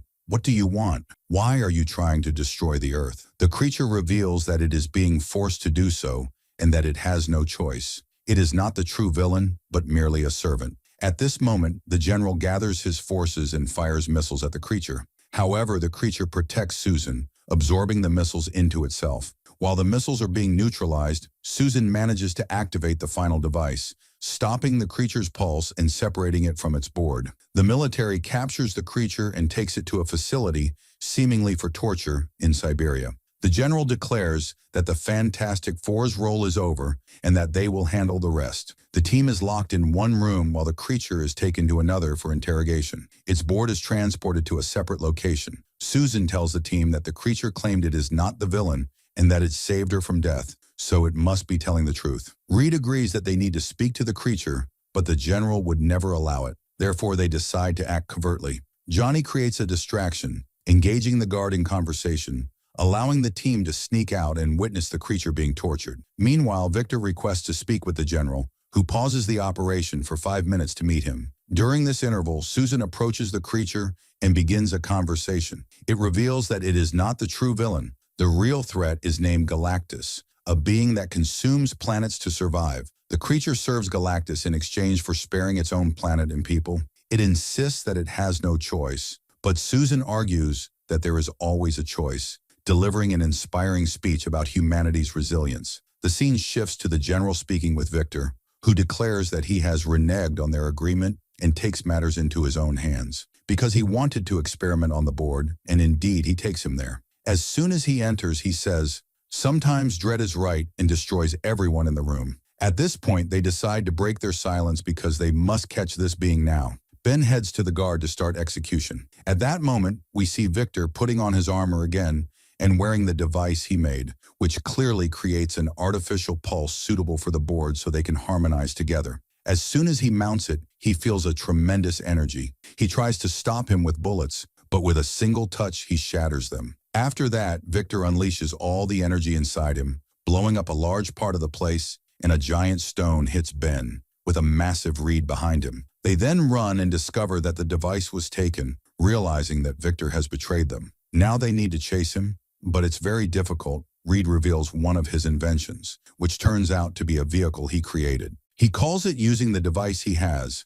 and the Fantastic Four set off, taking the nearby being with them. They encounter the girl Johnny was trying to impress. He speaks to her honestly, explaining that they now need to save the world. She believes them and lets them go. They quickly head up the stairs to the rooftop where the vehicle Reed called for arrives. The Fantastic Four's vehicle has 4 seats, so the being takes Johnny's place, while Johnny gains flight. We learn that Victor is heading to China, so they follow him. At this point, the being decides to speak to Susan, revealing that his name is Norn. He was probably shy about his name, but okay. He begins to explain that they truly need to save the world. Then the first confrontation with Victor occurs, with Johnny sending him flying into the sea, but Victor manages to draw water from the sea, extinguishing Johnny's fire in an instant. Reed believes they need to split up, managing to separate his plane into 3 parts, each going in a different direction to distract Victor. Indeed, they manage to regroup and form a circle around him, but Victor retaliates, sending them all flying into the city. At that moment, Victor creates an arrow out of nothing and throws it at Norn, but Susan decides to protect him. The arrow pierces her body as it was stronger than her shield, and she falls to the ground. The greater disaster is that Galactus has begun his attack on Earth, with only minutes left before he consumes the planet. This means, Reed, that we need to set our emotions aside and act. Reed realizes that Victor must have a device to send pulses to control the board, and what they need now is to stop that device. But how when each of them is weaker than him? They need to unite, become one force. At this point, Johnny adds, "Why not become one body as well?" They place their hands together, allowing Johnny to absorb all their powers, becoming the bearer of all 4 powers combined. He confronts Victor in a fiery state, attacking him with punches and engaging in a fierce battle. Eventually, using the power of elasticity, he wraps around Victor's body, striking him with Ben's strength and igniting him with maximum heat until the device in Victor's hand breaks and the board falls. Ben, in his normal form, climbs the scaffold and delivers the final blow to Victor, disarming him and sending him flying into the sea. At this point, Galactus enters Earth's atmosphere, and it seems all is lost. However, Norn feels the need to act. He summons the shield using the pulses he has, mounts it, and uses a significant portion of his power to bring Susan back to life. Afterward, he tells Reed, "Tell her she was right. In the end, it was just our choice." He flies at full speed toward Galactus. When he feels the air is too strong for him, he finds Johnny behind him, supporting him until he enters Galactus's core. However, it seems everything is over, as places begin to collapse and streets crumble. Galactus has arrived, and they are too late. But no, Norn reaches Galactus's power center, saying, "I will no longer serve you. This will be the end for both of us." He gathers all the power within him and the board, exploding inside Galactus's core. Both he and Galactus explode in a blinding light that spreads across the Earth. Afterward, energy returns to all the places, and Susan wakes up asking, "Did I miss anything?" They then begin to celebrate, embracing each other, and life is good. They decide that this team cannot be separated because, without them together, there wouldn't have been such a happy ending. This doesn't stop Susan and Reed from getting married and living a normal life. However, they are not ready for a big wedding, chaos, and another circus. They decide to marry quietly in China. As they stand before the officiant, about to begin, Reed's device goes off again. But it's okay now. Susan is up to the responsibility in the situation. She asks the officiant, "Could we summarize, please?" He starts mid-sentence and Reed tells him, "No, summarize as in, one country is burning while the rest of the world is about to go up in flames." The officiant responds, "All right, just put the ring on her finger and kiss each other." They kiss, board their plane, and take off. Before boarding, Susan decides to toss her bouquet, and among the girls catching it is the military woman Johnny was trying to impress. She was thrilled and eagerly awaited the bouquet, but Johnny isn't the marrying type, so he burns it in the air. They board the plane and take off, forming the Fantastic Four symbol, and that was the end of the movie. Thank you for watching. Don't forget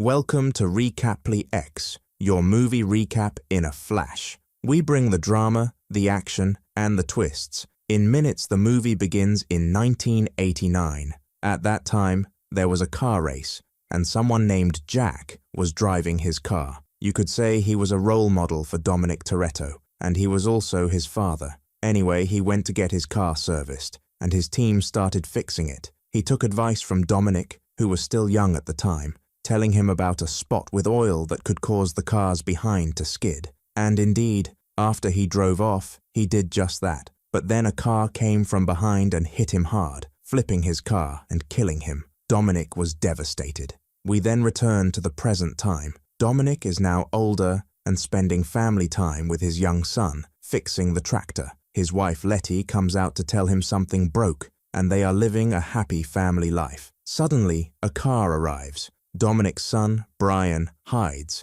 while Letty and Dominic grab their weapons, ready for war before even seeing who is in the car. Out of the car comes their friend Roman, and they lower their weapons. Roman gets out of the car, along with Tej and Ramsey. The important thing is, they are not at ease. They mention a recording with a certain Mr. Nobody had a very dangerous cargo, and one of his agents betrayed him and tried to steal it. The plane also crashed in a place called Monte Quinto, but that's not the problem. The problem is that Cypher, who killed Dominic's first wife, Brian's mother, had been captured at the time and was on the plane with Mr. Nobody. The agent who betrayed Mr. Nobody helped her escape.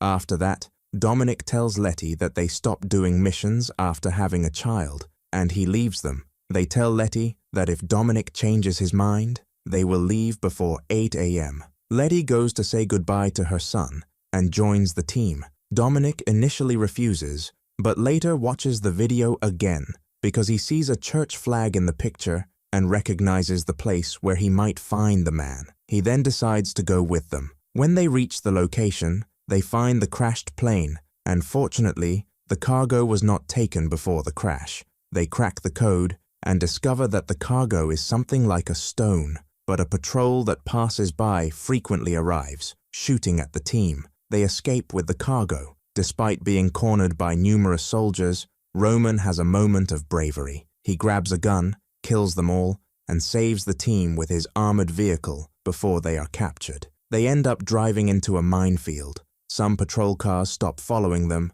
but others continue the chase. They calculate the speed needed to avoid triggering the mines, which turns out to be 130 kilometers per hour. Roman's car, however, is too slow. After many maneuvers, it catches fire and explodes, getting stuck between two cliffs. Underneath is another mine. Roman carefully jumps, lands safely, and the car falls. But the explosion causes it to bounce and land near him instead of on him. The team initially thinks he's dead and mourns, but the car lands in front of him, and he gets in with Tej to continue. Letty, trying to escape the car chasing her, ramming it with her car. The stone, however, falls to the ground, and Jacob, Dominic's brother, grabs it and runs. At the same time, Tej tries to cross a bridge, but it collapses while they are on it. Miraculously, Tej manages to get them across. Dominic chases after the military cars and planes, and he and his brother exchange missile fire. When faced with the sea, his brother speeds up and jumps into it. A plane picks him up with his car and flies away. Dominic has no choice but to cross the now destroyed bridge. He hits the bridge's rope, which catches on his car's tires, and miraculously manages to swing the car onto a mountain, landing safely. After they return, Dominic reveals that Jacob is his brother. Ramsey finds coordinates in Mr. Nobody's plane, and they head there. Meanwhile, Jacob reaches his base and meets Cypher, whom he has captured and is holding there. He tells her that the stone has another half and asks her to pinpoint its exact location. Cypher reveals that the stone activates a weapon not meant to appear for another 50 to 100 years. Chaos ensues. Jacob takes the coordinates Cypher gives him and leaves. Dominic's team arrives at the location, which turns out to be Mr. Nobody's hideout. They prepare themselves, but Mia, Dominic's sister, arrives and reassures him that his kids are safe with Brian. Mia insists on joining the fight against Jacob because he is her brother too. Ramsey explains that the stone Jacob is after is called Project Ares, a device capable of hacking into anything. In other words, if Jacob gets it, he can control any weapon in the world, nuclear or otherwise. Dominic recalls a past memory with Jacob, realizing that their father's car had a fire system malfunction, weakening the engine and causing the crash. Dominic remembers that Jacob was the one who worked on their father's car for the races. He challenges Jacob to a race, saying, "If I win, you never return home, but if you lose, you come back and we start fresh." The race begins, and it's epic. Naturally, Dominic wins. From that moment, Jacob harbors a deep hatred for his brother, believing Dominic was in the wrong, and we will know after the night, and we return again to the present, where Dom finds out that his brother is in London, and sends Tej and Roman to Germany to quickly retrieve something. Meanwhile, Letty and Mia head to Tokyo to ensure their survival, or not. The important thing is that as soon as Roman and Tej arrive in Germany, they discover that the people Dom came to see are trying to attach a rocket engine to a car to make it race a plane. In the end, naturally, the car explodes, but only after their test succeeds. When they learn that Roman and Tej are sent by Dom, they immediately help them. After that, Dom reaches London and meets Queenie, Shaw's mother. She escapes, and he rides with her in the car. After some time, she tells him that his brother offered her a fortune to kill him, but she refused. Instead, she sold him a weapon. She takes Dom to a massive mansion, drops him off there and leaves. It turns out that Otto, a partner of Jakob, Dom's brother, is involved. Dom enters and confronts his brother, but Interpol intervenes because of Otto's many connections. Dom is arrested, but midway, the Interpol team reveals themselves to be Queenie's girls and help Dom escape. They give him a gun with Jakob's genetic features, allowing Dom to track his brother wherever he goes. Meanwhile, Letty and Mia arrive at the location in Tokyo, which turns out to be Han's old house. There they find his daughter, who is now grown up and named Elle. However, they are attacked by people who were already fighting Elle. Letty and Mia fight back, protecting Elle, but things escalate dangerously. At the last moment, someone snipes the attackers from afar, saving them. It turns out to be Han, contrary to what we believed. Later, we learn how he survived. Meanwhile, the rest of the team heads to Denmark to intercept Jakob before he reaches the second part of the device. However, their equipment and cameras fail due to electromagnetic interference. Jakob manages to infiltrate and steal the second part. Roman and Tej locate the source of the interference and attempt to disable it, only to be confronted by armed men. As for Jakob, he escapes via the rooftop instead of the ground, and Ramsey spots Otto by chance. She chases him and coincidentally finds the car where Roman and Tej are. She helps them, and they fight back from inside the car. Ramsey, who can't drive well, tries her best, crashing into several things along the way. Dom intercepts Jacob mid-air, and they fight until Jacob manages to escape in a car. Dom and Ramsey give chase, but Jacob evades them by taking a parallel street. Ramsey activates the car's magnet, pulling Jakob's vehicle into theirs. They capture him and take him to a highly secure prison. Suddenly, Han enters, shocking everyone who thought he was dead. They hug him warmly, while Jakob watches bitterly, feeling unloved compared to Dom. Han explains what happened to him. After deciding to settle down with his wife, he learns that she works with Mr. Nobody. Naturally, Mr. Nobody refuses to let such an excellent secret agent leave. He offers Han a deal. If he completes one mission, he can replace his wife as an agent and live a normal life. The mission involves stealing a case containing a powerful device from two scientists' house. However, as Han escapes with the case, their car explodes, killing the scientists. Han discovers their young daughter, Elle, and protects her from attackers seeking the device. He adopts Elle as his daughter. Meanwhile, Mr. Nobody helps Han fake his death to protect him from Shaw, who wants to kill him. The device turns out to be the key to activating a massive arsenal.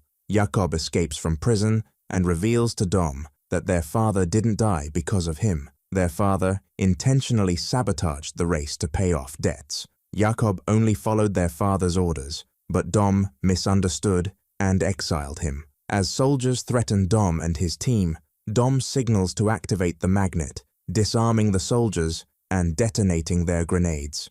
Dom rushes out to save Jakob, but Jakob decides to escape first. Dom stays behind to fight the soldiers, holding them off until the building collapses into water. Letty jumps into the sea to save Dom. Meanwhile, Ramsey explains that Jacob plans to launch a satellite to amplify the signal globally. To stop it, they must manually disable it in space. Dom calmly tells the team they will go to space. Meanwhile, Jakob activates the satellite using the device. The German team builds a rocket-powered car for Roman and Tej to use in space. They launch via a plane and reach orbit. They can't believe they're actually in space. And on Earth, Dom was trying to retrieve the stone from Jacob and use the magnet he had to prevent the cars from catching up with him. He successfully managed to do so. Meanwhile, Letty, Mia, and Han were also trying to use their magnet to retrieve Elle. They managed to get the car that Elle was in. As for Otto and Jacob, they couldn't connect to the satellite, so Jacob climbed on top of the car to get a better signal. Otto then sent his brute bodyguard to Jacob, telling him, "I found another partner to replace you, Jacob, and it's Cypher. You're now as good as dead." The bodyguard started attacking Jacob, hitting him left and right until he threw him off the car. Dom saw this and crashed his car to support Jacob. Letty, using the magnet in her car, managed to take out the brute bodyguard. Meanwhile, Jacob's sister Mia helped him get into a car before he fell, and with that, Jacob joined Dom's team. However, Otto's car was tough to penetrate, so Dom and Letty tried to turn their magnets to the highest level, causing cars to crash into Otto's car. But none of them made a dent or even scratched it. The only solution left was to flip the car and destroy it from underneath. Dom helped Jacob flip the car, and Jacob narrowly escaped as the car almost landed on him. Meanwhile, looking at their teammates who went into space with a car, they had reached the satellite and tried to activate the magnetic field they brought from Earth to disable the satellite. However, the magnet broke due to the pressure of the launch they came with. At the same time, Dom on Earth blew up Otto's car and entered it. He was waiting for Roman and Tej to disable the satellite,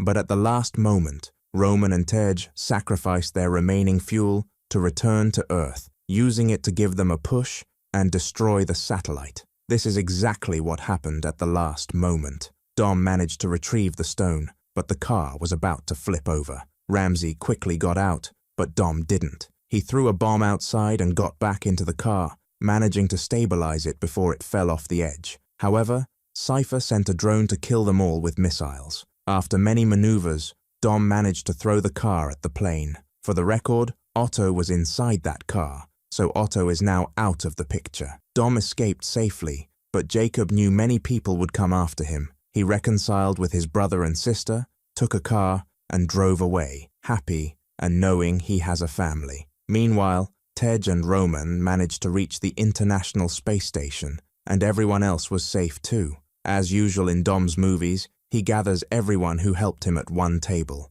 Even Brian shows up in his blue car, but late as always. If you're wondering how I knew it was him, it's because of his car. At the end of the movie, we see Shaw fighting, throwing punches left and right. After finishing, he knocks on the door, and when it opens, he finds Han standing in front of him. That's it. If you enjoyed the video, don't forget to subscribe to the channel and hit the notification bell to get more new videos.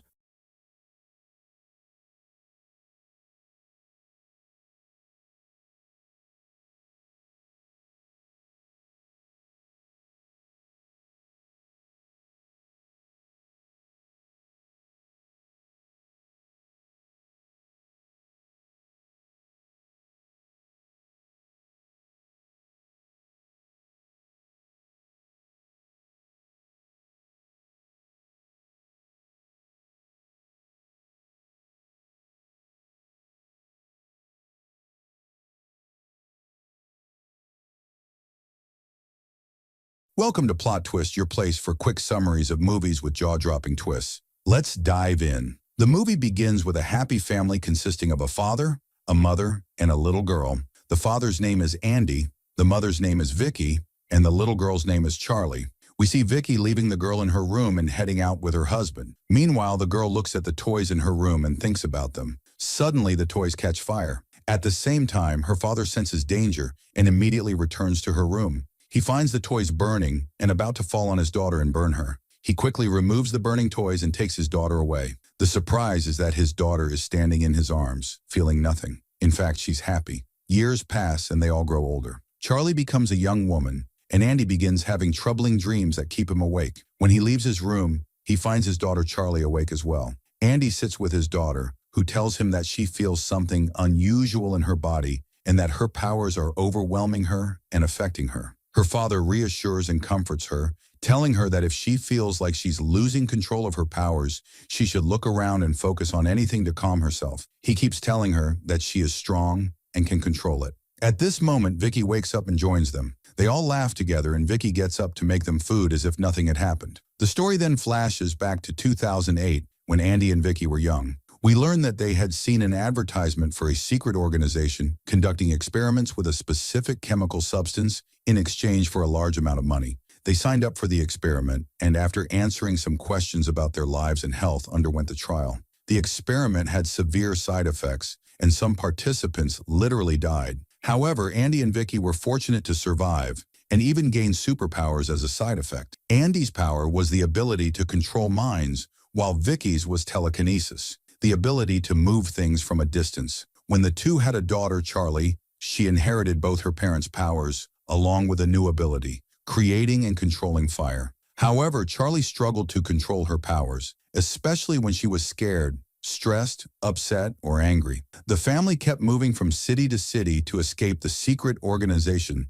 that was after them. The organization wanted to capture the family and study them, especially Charlie, to understand how she managed to combine all these powers without any issues. In the present, we see Andy in a session with a patient, helping her quit smoking. The patient believes he's a doctor, but he uses his mind control power to make her stop smoking completely. After she leaves, Andy starts feeling weak and bleeding from his eyes due to using his power. Meanwhile, Charlie is at school, but she is lonely and has no friends. Most of the kids bully her, calling her crazy and weird. A teacher scolds the students and assigns Charlie some online homework. Charlie tells her teacher that she doesn't have internet because her parents believe it ruins the mind, which makes all the kids laugh at her. Charlie becomes very upset and is on the verge of losing control of her powers, which could burn down the entire school.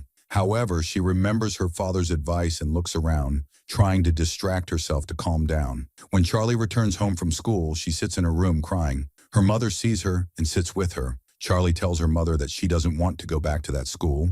Her mother tries to reassure her, saying they want her to feel like any other girl her age and not different. Charlie responds by saying that if they want her to be like others, they should get her internet like her classmates. Her mother explains that they don't have much money and that the internet really does harm the mind. She hugs Charlie and tells her that she's not different from other kids. She's special. Charlie asks her mother if she's afraid of her, but her mother assures her that she has never been afraid of her and never will be. That night, Vicky talks to her husband and tells him They need to teach Charlie how to control her powers so she can defend herself if something happens to them or if the organization tries to capture her. Andy disagrees, saying it's his job to protect her, even from herself, and that their daughter must hide her powers, as she has done all these years. The next day at school, one of the kids starts teasing Charlie and making fun of her. She becomes very angry and is about to lose control again, so she quickly runs to the bathroom. A teacher follows her and finds the bathroom extremely hot and filled with smoke. The teacher pleads with Charlie to come out, but a massive explosion suddenly occurs in the bathroom. Charlie emerges unharmed from the fire, leaving the teacher in shock. Police and firefighters arrive, and Andy and Vicky meet with the school principal. The principal tells them that Charlie refuses to speak or admit that she caused the fire or explain how it happened. The police start investigating the incident. That night, Vicky tells Andy that they could have avoided all this if they had taught Charlie to control her powers from the beginning. Andy explains that every time he uses his powers, he weakens, feels immense pain, and is slowly dying. He says he doesn't want to teach his daughter to use her powers because it would kill her little by little, just as it's killing him. He also tells her that they need to leave because the organization must have heard about the incident and is likely on its way to them. If they capture Charlie, they will turn her into a lab rat and keep her imprisoned for life to study her. At that moment, Charlie enters the room and overhears the conversation. Andy takes the opportunity to confess to his daughter that bad people are after them because of their superpowers. He explains that this is why they keep moving and avoid using the internet or phones. Charlie breaks down, saying she's tired of her life and even of her parents. Unintentionally, she burns her mother's hand. Andy quickly intervenes and saves her. Shocked, Charlie tries to call for help for her mother, but Andy stops her, assuring her that her mother's fine. Meanwhile, the head of the secret organization learns about the school incident and calls a man named Rainbird. He has superpowers and also works with the organization. They ask him to go and bring Andy and his family, telling him that Andy and the girl are the priority, while the woman is not important and can be brought alive or left behind. At that time, Andy heals his wife's hand from burns, and she suggests he use his power to control their daughter's mind to stop her from using her powers again. But Andy tells her he doesn't know what happens to people when he controls their minds and doesn't want to do that to his daughter. She tells him to take their daughter outside to calm her down and forget what happened. He lets her rest and goes out with his daughter. Meanwhile, Vicky, while alone, feels that something is wrong. She sees a police officer knocking on the door and asking if everything is all right because they received a call. Vicky tells her there was a small fire, but everything is fine, and the officer leaves. When Vicky returns to the house, she finds Rainbird waiting for her inside. He asks about Andy and his daughter, and when she refuses to tell him, he threatens her life, saying it doesn't matter and he could kill her easily. Vicky tries to escape and uses her powers against him, moving objects and attacking him from a distance. However, his power is much stronger, and he strangles her to death. When Andy and his daughter return home, Charlie tells him before they enter that she didn't mean to hurt her mother and was thinking about her. Andy tells her that he and her mother forgive her and love her because she's their daughter. They enter the house and Charlie goes to her room. When Andy goes to his room, he feels something is wrong and suddenly hears Charlie screaming. He finds Rainbird holding his daughter and threatening him. Andy tries to control Rainbird's mind but fails because Rainbird protects himself in a certain way. At that moment, Charlie senses that something has happened to her mother and becomes upset,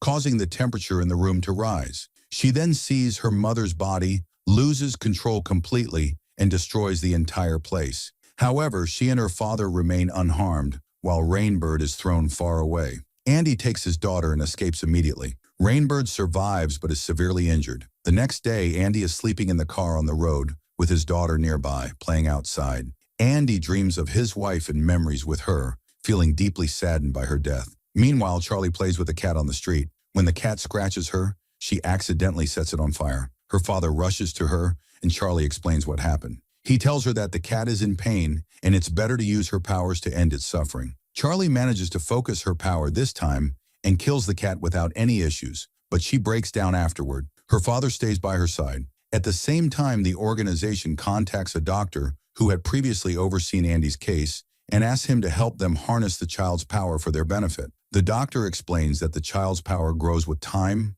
unlike other cases, and that she will soon reach the peak of her abilities, potentially causing a nuclear-like explosion with her mind from a distance. He advises them not to approach the child and suggests they eliminate her before she destroys them all with her power. Back with Andy and his daughter, after burying the cat, they talk. Andy tells her that Vicky wanted him to train her to control her powers and that he will start teaching her how to use them. However, he warns her not to use them frequently as it will negatively affect her over time. Contrary to his expectations, Charlie tells him that using her powers makes her feel very good and happy and that she doesn't feel her body temperature at all.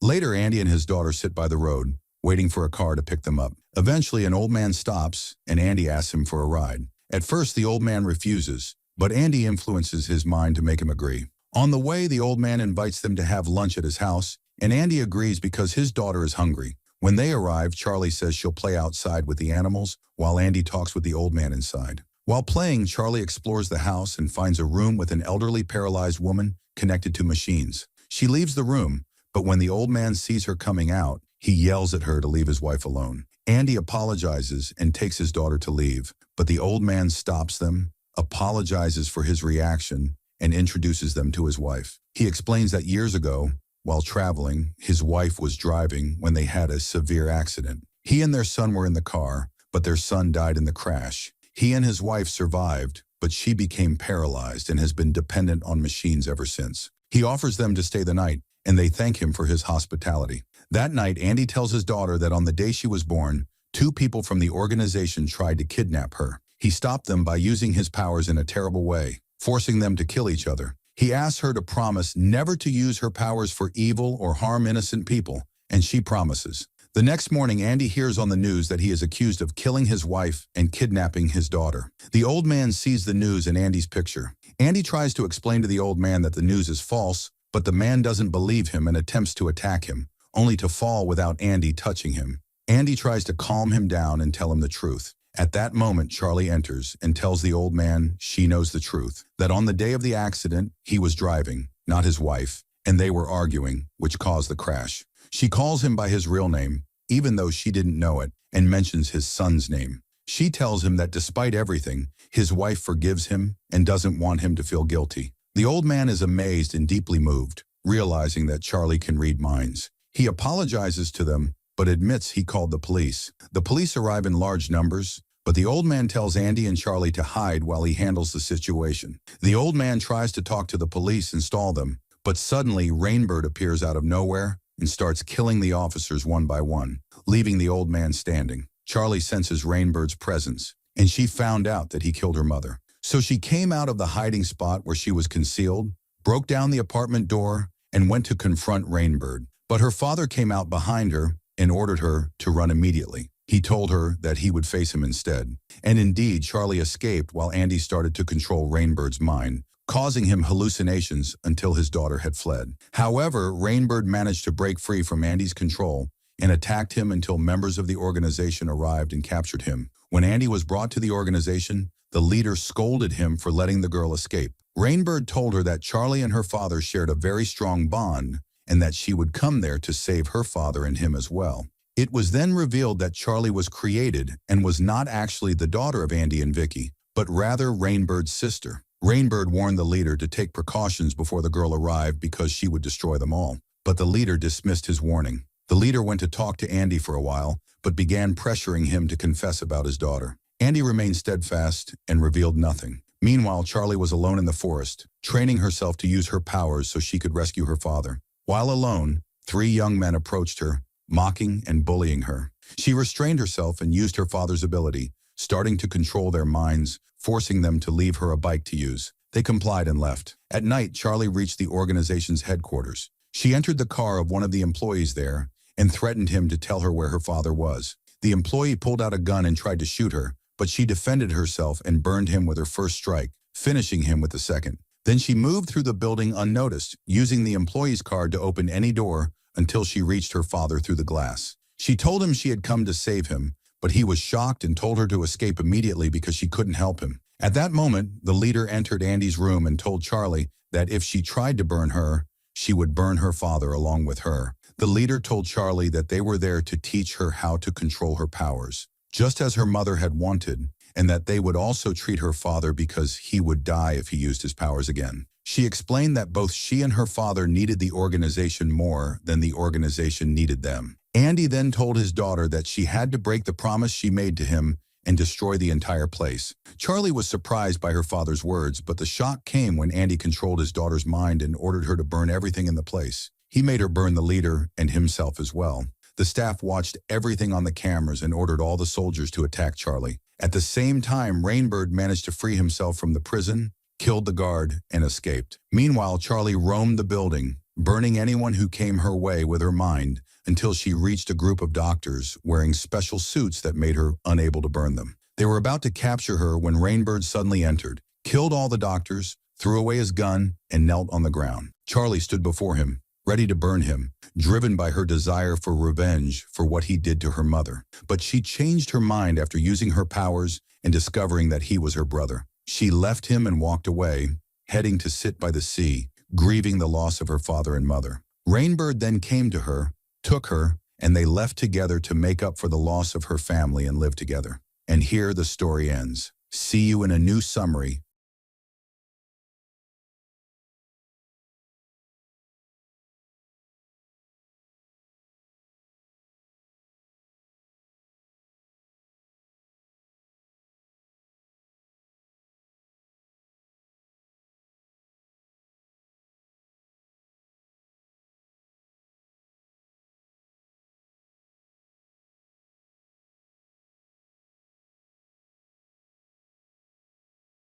Welcome to CinePro, where we bring your favorite movies back to life with quick recaps, hidden details, and everything you missed. In 1949, a volcanic eruption occurred near the Spanish island of La Palma, causing a series of earthquakes and resulting in the formation of a fault line along the volcano's summit. The entire area shifted toward the ocean, and since then, locals have believed that another disaster is inevitable. In the present day, a group of tourists is enjoying a cruise, admiring the beautiful scenery. A woman jumps into the water for a swim, but her friend becomes worried when she doesn't resurface. Bubbles begin to appear around the boat, and soon they see her body floating beneath the vessel. Steam rises everywhere, as if the water is boiling. Suddenly, the bottom of the boat breaks, and hot water gushes in, killing all the passengers. At the same time, a Norwegian family arrives on the island to spend their annual Christmas vacation. They have been visiting the same hotel for 7 years and are friends with the staff. This year, they are surprised to learn they've been upgraded to a luxurious suite instead of their usual standard room.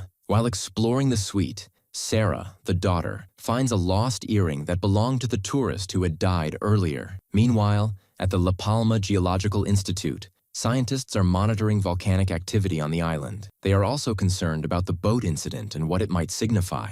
Marie notices that the transmitter sending data to her computer is malfunctioning. She and Hawker head up the mountain to investigate. Upon reaching the site, they leave their car and continue on foot, finding the transmitter near the entrance of a cave. The transmitter appears intact, but there is additional equipment inside the cave, so they venture in to explore further. Marie is shocked to find running water in the cave, which wasn't there during her last visit. After collecting a sample, they continue their investigation and discover dozens of dead bats on the ground. Hawker uses a device to measure air quality and detects high concentrations of carbon dioxide and sulfur gas. Deeper in the cave, they find the second part of the transmitter, which has been destroyed. It turns out a large crack has appeared in the cave ceiling, and falling rock debris damaged the equipment. The two return to the institute and report their findings to their supervisor, Alvaro, who reprimands them for assuming this could be evidence of an impending volcanic eruption. He insists they find concrete proof before alarming the public. Hawker explains to Marie that Alvaro is overly cautious because 3 years ago, he prematurely announced a volcanic eruption,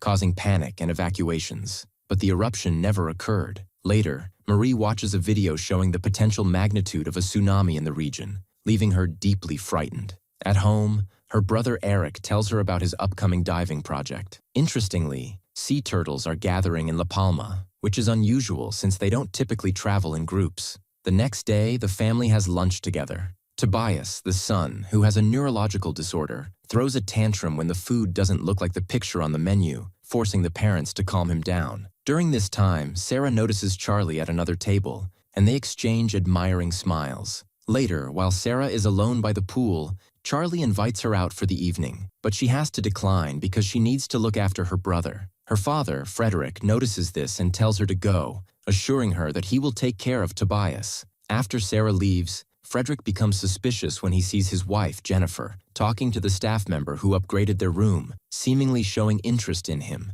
When Frederick looks around and realizes Tobias is missing, he interrupts Sarah's meeting with Charlie before she even has a chance to greet him.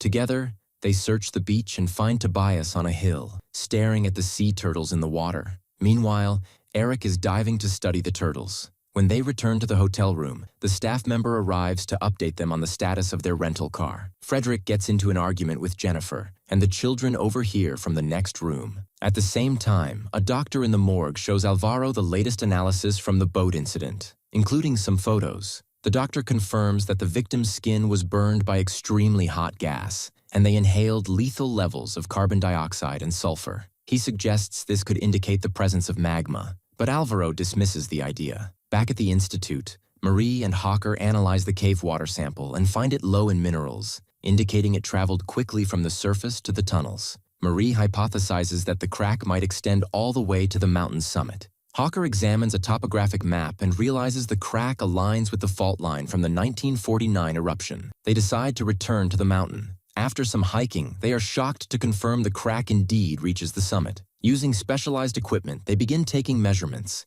At the hotel, Frederick notices faint tremors on the balcony. Meanwhile, at the institute, Alvaro and his team receive an alert on their monitors about gas emissions on the hill and the likelihood of an earthquake. Alvaro instructs his team to notify the civil guard. Just then, Marie calls to inform him about her discovery. At that moment, gas starts spewing from the ground around them, forcing Marie and Hawker to run. On their way back, they encounter a group of campers. Marie stops to warn them to flee as well, advising them to wet cloths with water and cover their faces while running. The gas makes visibility difficult, and Marie accidentally gets separated from the group. She trips and falls unconscious. Marie dreams of drowning and wakes up in a hospital. She's informed that she inhaled a large amount of gas and is currently in a coma due to her sensitivity. None of the campers survived. Tensions rise as the team argues over Alvaro's reluctance to issue an official warning. He insists that another false alarm would destroy their credibility entirely. Marie shares her personal experience of surviving a tsunami and losing her family, which could have been prevented if they had received a timely warning. She also calls Eric, urging him to stay away from the sea. At the hotel, Sarah finally talks to Charlie, but her mood changes when she sees him with another person, mistakenly assuming it's his partner. Frederick and Jennifer consider taking a trip to the mountain, but someone informs them that the area has been closed due to fatalities. The person also mentions Tobias's incident, which Jennifer was unaware of. Back in their room, another argument ensues. Overheard by the children once again, Frederick accuses Jennifer of being absent lately and implies that he feels closer to Sarah, even though she is adopted. Jennifer becomes upset and locks herself in the bathroom, and Sarah, who was crying, slipped away and left. The girl reached the city and called her uncle, Jens, who works at the Norwegian Ministry of Foreign Affairs. When she asked him for money for a plane ticket to return home, Jens tried to tell her it was a bad idea, so Sarah hung up on him. After that, Jens tried to call Jennifer, but her phone was silent because she was meditating. Later, Sarah managed to board a plane to Madrid and was surprised when she received a message from Charlie.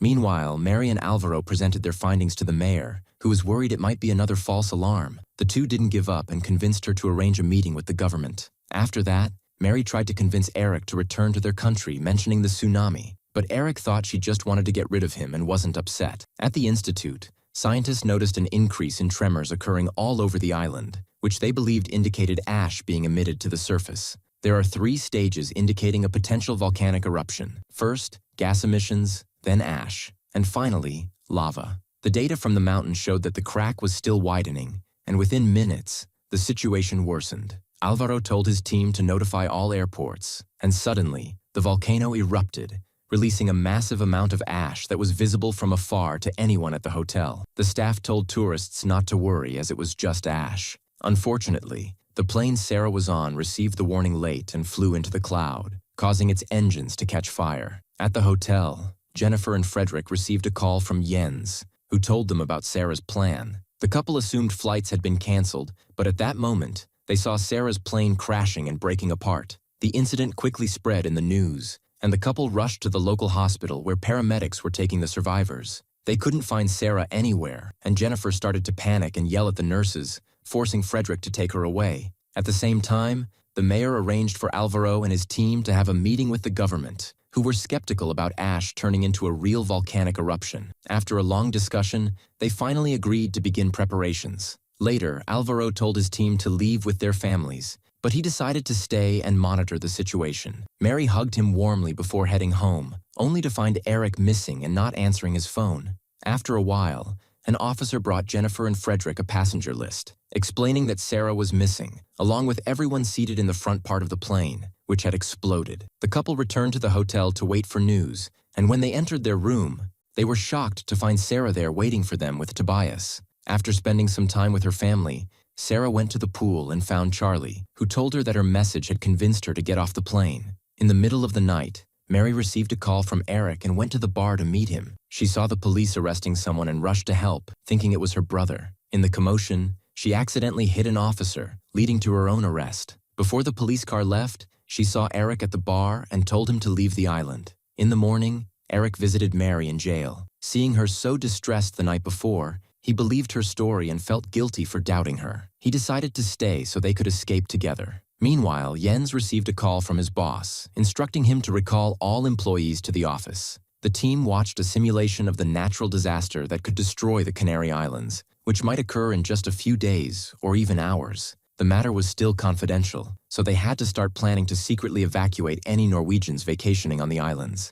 Later, the whole family enjoyed some time together at the pool. This happy moment was interrupted by a call from Jens, who told Jennifer about the tsunami. He explained that the ferries were not a priority and that the larger ships had been redirected to the bigger islands. Jens found a small ferry that would leave in 20 minutes, so they had to hurry. The family rushed to pack only the essentials, but Sarah tried to warn Charlie, only to find her room empty and no time left. When they went outside, they couldn't find a taxi, so Frederick stole a van and drove at top speed, dodging people and cars in the street until they reached the port. Unfortunately, the van's owners followed them and caught Frederick, beating him up. The rest of the family ran and boarded the ferry, trying to convince the captain to delay the departure. Frederick paid off the men to leave him alone and ran to catch up with his family, but it was too late. The ferry had already left. Later, Sarah called Charlie and told her to leave the island, but before she could explain, the signal was cut off. At the institute, Alvaro's computers lost the signal from the transmitters. He immediately called the government, informing them that the tsunami would arrive within hours.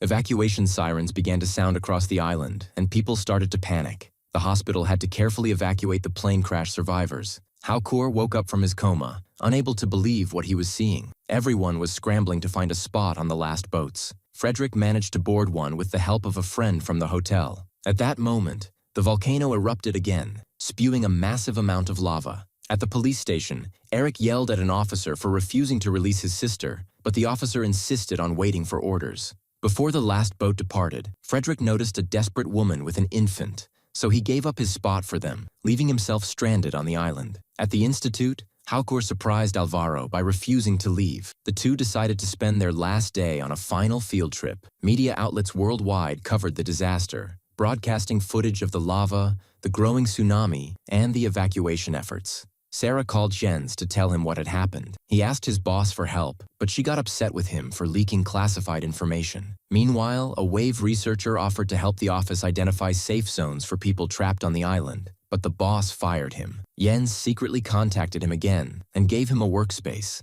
Across the island, people were still running and panicking. Frederick gave up and called his family, managing to share only a few loving words before the signal was lost. At the police station, the officers finally fled in fear, allowing Eric to take the keys and free Mary. And another prisoner froze in place as they were coming out when they saw another explosion above the volcano. Fredericks was with them, talking, and told them there were no boats left, but Eric revealed that he still had his diving boat. The three of them ran to the shore and found Eric's boat still there. As they were moving, the second prisoner appeared and threatened them with a gun. Eric told him to come with them, but the man refused to join, so Eric jumped on him and started fighting to take the gun. During the struggle, the gun accidentally fired and Eric was injured. Marie ran to him, and her brother died in her arms. Fredericks grabbed the criminal and quickly pushed him into the water to drown him. This allowed Fredericks to grab a rock and hit the man, knocking him down. Then Fredericks held him underwater until he died. Now he and Marie could leave with the boat. When other people tried to join them,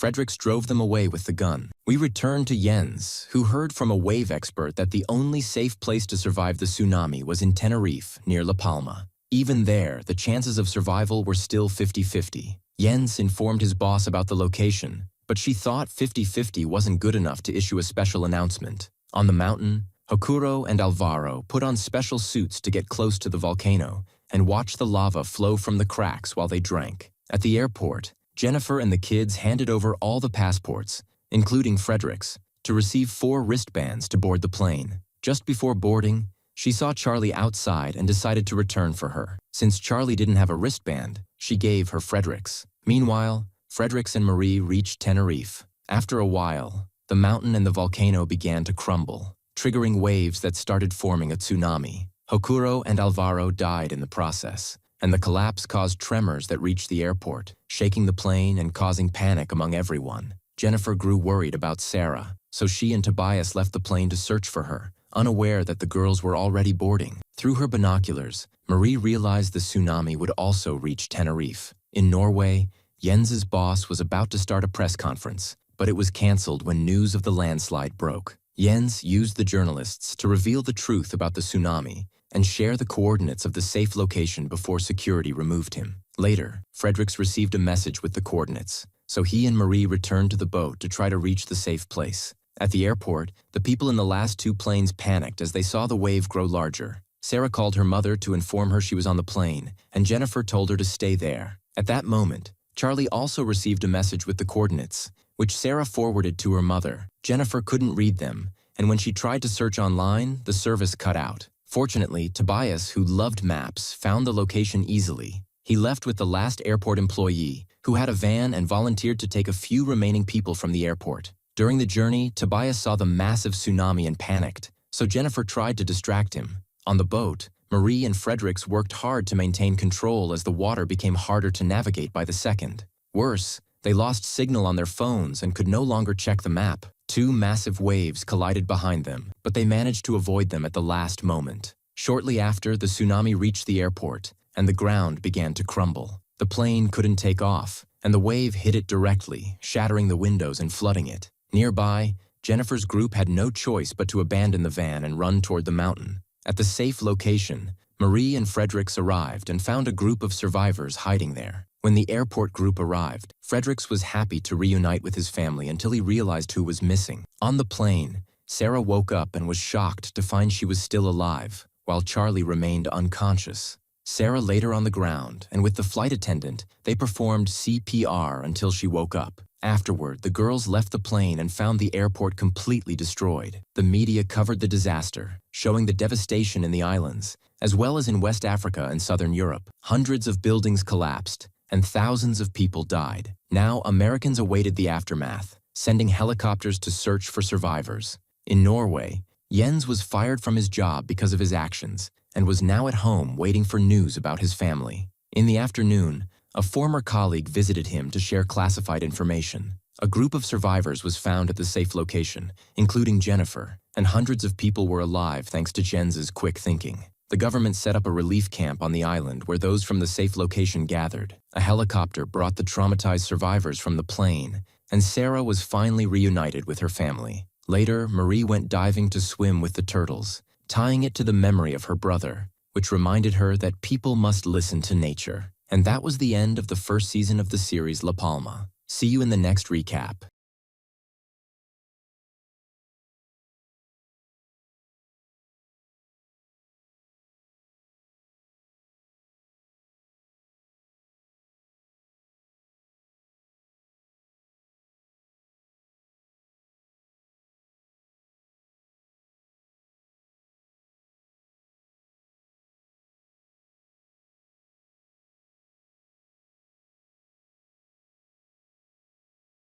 Hey film fans, welcome to Cine Pro, your ultimate hub for all movie recaps, from heartwarming classics to the latest blockbusters. The movie begins in Paris with a married couple named Vincent and Sophie who own a butcher shop. Unfortunately, the shop is not doing well at all, as they don't have many customers, and those who do come in get frustrated with the wait while Vincent performs a strange massage on the meat. One day, a group of vegan activists attacks the shop, throwing paint, breaking things, and spray painting graffiti on the walls. Vincent chases after them and manages to knock one of the activists to the ground to uncover his face. But his friends quickly return, push Vincent away to rescue the man, and stab Vincent in the stomach before fleeing. Later that same day, the couple visits their friends, Stephanie and Mark. They tell them that the bank refused to give them a loan to renovate the shop, and as a result, they will soon declare bankruptcy. At first, Stephanie sympathizes with them, but then she begins boasting about the large amounts of money Mark earns at his butcher shop. During dinner,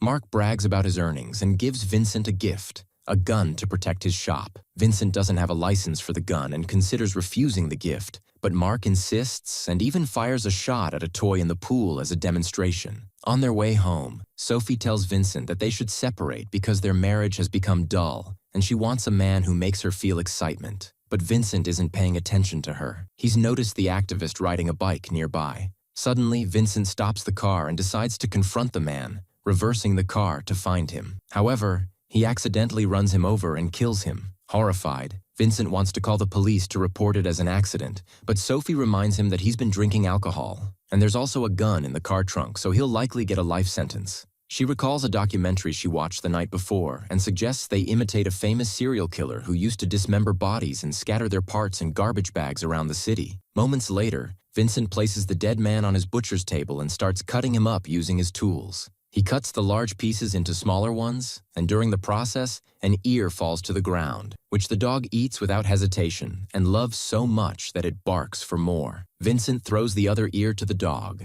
and when he sees how much the dog enjoys it, he starts to think. After finishing, Vincent goes to his bedroom and finds Sophie watching another crime documentary. She tells him he can't sleep there because they're officially separated. Vincent has no choice but to sleep on the couch. The next morning, Vincent oversleeps, rushes to the shop, and discovers that Sophie has sold the human meat he left on the cutting board. She thought it was luncheon meat. Before he can yell at her, a customer returns and says it was the best meat she's ever eaten and asks for more.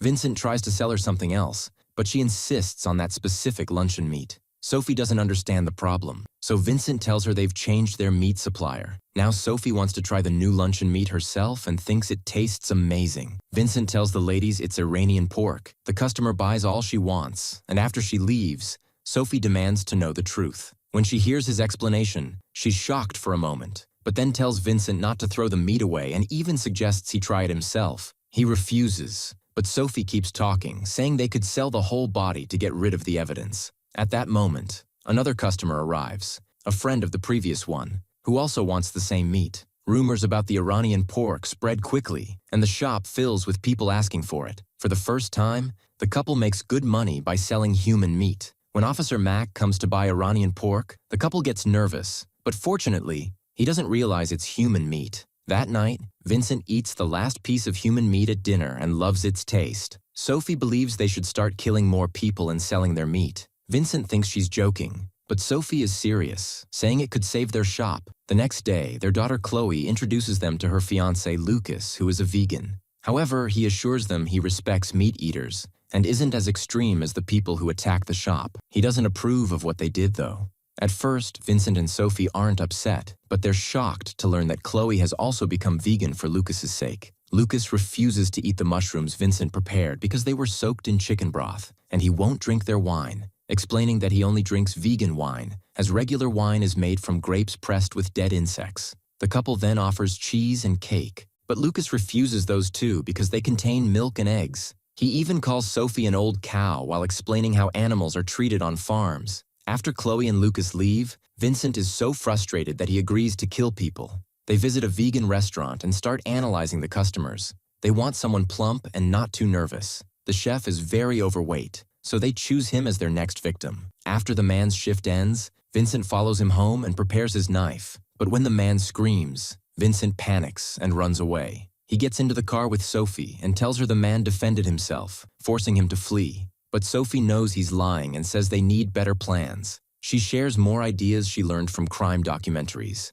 The next day, Sophie and Vincent go to another city, pretending to be vegan activists in front of a grocery store. When a man insults them, Sophie argues with him using all the information she learned from Lucas. Another vegan man approaches to commend them, but he starts yelling against the system without giving them a chance to respond, forcing Sophie to yell back to scare him away. A kinder vegan man talks to them, and they agree to meet later to discuss their new activism. Moments later, the man arrives with 2 others. Vincent and Sophie realize they can't fight all 3 at once and prepare to leave, but the trio reveals they're planning to attack a meatpacking factory. Vincent gets an idea and agrees to join them, ignoring Sophie's objections. On the way, they're given masks. One of the activists thinks Vincent looks familiar, but the couple distracts him by saying they're flower sellers. When they arrive at the factory, Sophie is shocked to discover it's Mark's factory, so she stays outside, claiming she'll keep watch. Vincent joins the trio and enjoys breaking things inside, and they light a fire and also take a bath over a picture of Mark. After that, Sophie and Vincent go to a restaurant, and she yells at him because he betrayed their friends. But Vincent thinks that big chains like Mark's harm his small business more than vegetarians do. He orders a steak but doesn't feel like eating it because it's not as tasty as human meat. Vincent refuses to kill again, and Sophie starts provoking him, calling him a coward and saying he can't rely on himself except when things get tough. Her words make him so angry that he raises a fork to hit her, but he restrains himself and announces that they've broken up before leaving. Sophie finishes talking to the waiter, and they bond over their love for true crime documentaries. He offers to drive her home, and when he drops her off, he notices the shop. The waiter finds it strange that he dropped off a butcher because he's a vegetarian. He keeps flirting with her and even kisses her, but hungry Sophie bites his tongue. Since he's bleeding, she invites him inside to clean up. While the man is in the bathroom, Sophie tells Vincent that he might be the Iranian pig they've been waiting for. She convinces him by explaining the kiss in detail. Angry Vincent starts sharpening his knife, and Sophie is pleased to see him so worked up. But Vincent stops when he remembers that the best meat comes from relaxed cows. Sophie decides to give the waiter a massage on the couch to prepare him. When she tells Vincent to go ahead, he hesitates, but Sophie convinces him by reminding him that they need to survive and threatens him with divorce. Vincent leaves the kitchen and finds the waiter naked, thinking it's all some dirty game the couple is playing to involve him in their twisted fun. This makes Vincent angry again, and he starts beating the man until he dies. At that moment, Chloe arrives at the house. Vincent washes his face with fish tank water, and Sophie hides the waiter's body behind the couch along with the corpse. Chloe is upset because Lucas left her, apparently because he thinks she secretly eats meat, assuming that the butcher's daughter must love meat in her blood. Now she wants to stay with her family for the night and eat from the shop's meat for dinner, which shocks the couple. They tell her to go back to Lucas and give him another chance because he's a good man. After Chloe leaves, the couple cleans up the blood in their living room and starts cutting up the corpse. While working together, they feel their relationship strengthening again. They throw the waiter's bike into the river and then sleep together on the couch. The next morning, Stephanie and Mark call them to offer moral support after finding their shop vandalized. Sophie feels guilty at first, but changes her mind when she sees Stephanie still mocking Vincent's shop. Officer Mack explains that it's the same activists who attacked Vincent's shop and even shows them video recordings. While Stephanie and Mark demand compensation from the government, Mack privately asks Sophie and Vincent for more Iranian pork. By the afternoon, a long line forms outside the shop to buy Iranian pork, and the entire body sells out in a few hours. Sophie promises them there will be more tomorrow. That night, they kidnap the chef from the vegetarian restaurant and kill him in the bathtub after some hesitation. As days pass, the couple continues killing vegetarians using different methods. Vincent stops hesitating and begins enjoying the thrill of the hunt. Every day, they have more and more customers, and the lines at the shop grow very long. The couple grows closer as they work together, and killing becomes routine to the point where they have casual conversations while murdering. One night, they invite a vegetarian man to join them in attacking a meat factory together. While the man chooses his mask, Vincent prepares his knife, but the man notices and kicks him before escaping. The couple chases him into the woods, but unfortunately, they lose his trail. Sophie thinks their adventure is over, but Vincent hears someone moving in the dark. Then Sophie calls the man's phone, and the ringtone reveals his location. The man panics and tries to run again, but slips and falls. When the couple checks on him, they discover he's already dead, having suffered a heart attack from fear. The next day, Sophie and Vincent share a steak made from the heart attack victim with Stephanie and Mark, who admit it tastes amazing. Their jealousy makes them calmer than usual. When Mark takes another bite, he's shocked to find a piece of metal in the meat, and Stephanie recognizes it as a pacemaker. Vincent quickly takes it and claims it's actually a tracking chip used by farmers to monitor livestock. They argue, and when their friends start mocking their small shop again, Vincent finally gains the courage to criticize them and insults everything about them. Angry Mark jumps on Vincent, and they start fighting in the garden, ignoring their wives' pleas. Vincent pushes Mark into the pool and ends up biting his ear and chewing it without thinking. When Stephanie yells at him, Vincent throws her aside as if she's disgusting, pretending it's just payback for their insults. After watching a documentary about tigers, Vincent starts imitating their camouflage and running techniques to hunt victims more efficiently. From then on, he watches more wildlife documentaries to learn other methods such as strangling people to death like a snake. On some nights, eating human meat makes the couple extremely excited. One afternoon, they host a barbecue in their garden, and a man complains about the smoke and the smell of burning corpses, saying it's ruining his favorite yoga spot. The couple pretends to agree to leave, but instead kills him. Later, they attend a vegetarian event to look for new victims. Vincent is drawn to a very fat boy and fears himself because he doesn't want to hurt children. At that moment, they run into Chloe and Lucas, forcing them to pretend they've become vegetarians and are only selling meat to make a living. Lucas talks about all the vegetarians who have disappeared recently, suspecting that the Farmers' Union or the Butchers' Guild is behind it all. Suddenly, the couple is kicked out of the event and called butchers, which the activist who vandalized Mark's shop overhears. As they leave, Sophie notices a black woman and says they haven't tried those flavors yet. Vincent decides to break his rule of not killing women, and the couple chases after her. That night, Vincent's knife breaks while cutting the woman, so he goes to the shop to get a new one and finds Mac knocking on the door. The officer just finds it strange that the shop lights are on after business hours, so Vincent pretends to be working late. When the dog appears nearby with a hand in its mouth, Vincent yells to scare it away, telling Mac he's traumatized after his shop was attacked. Before Mac leaves, he remembers the issue of the missing vegetarians. Moments later, Vincent tells Sophie that he threw away the woman's meat because he suspects Mac is onto something and wants to stop killing. But Sophie doesn't want to stop because she wants to break the records of famous serial killers. Their argument is interrupted when they hear the doorbell and get scared. But it's Lucas. He's hungry and wants to apologize for losing his temper, saying he feels like he's losing Chloe. Sophie wants him to stay and rest, which makes Vincent realize she wants to kill him. Vincent immediately kicks Lucas out, then yells at Sophie, declaring that the Iranian pork is finished. That night, Sophie tries to watch another documentary but can't bear it. She turns off the TV, and Vincent sleeps on the couch with the dog. The next day, Vincent tries to sell regular beef, but the long line of customers leaves when they find out there's no more Iranian pork. Sophie calls him a coward, and Vincent feels he doesn't deserve this after all he's done. He leaves. And later, as Sophie is closing the shop, activists appear, asking about the flower sellers. That night, Vincent returns home to find the dog barking at the activist's car. Meanwhile, the activists tie Sophie up inside the butcher's freezer, announcing they will treat her the same way she treated animals. When one of them is about to kill her, Vincent bursts in with his dog, which immediately attacks the man and injures his companion. Vincent throws a knife into a woman's head, killing her instantly, before fighting the last man, whom he easily overpowers and stabs with his own knife. The furious Sophie manages to untie herself and throws a meat hook to kill the man in revenge,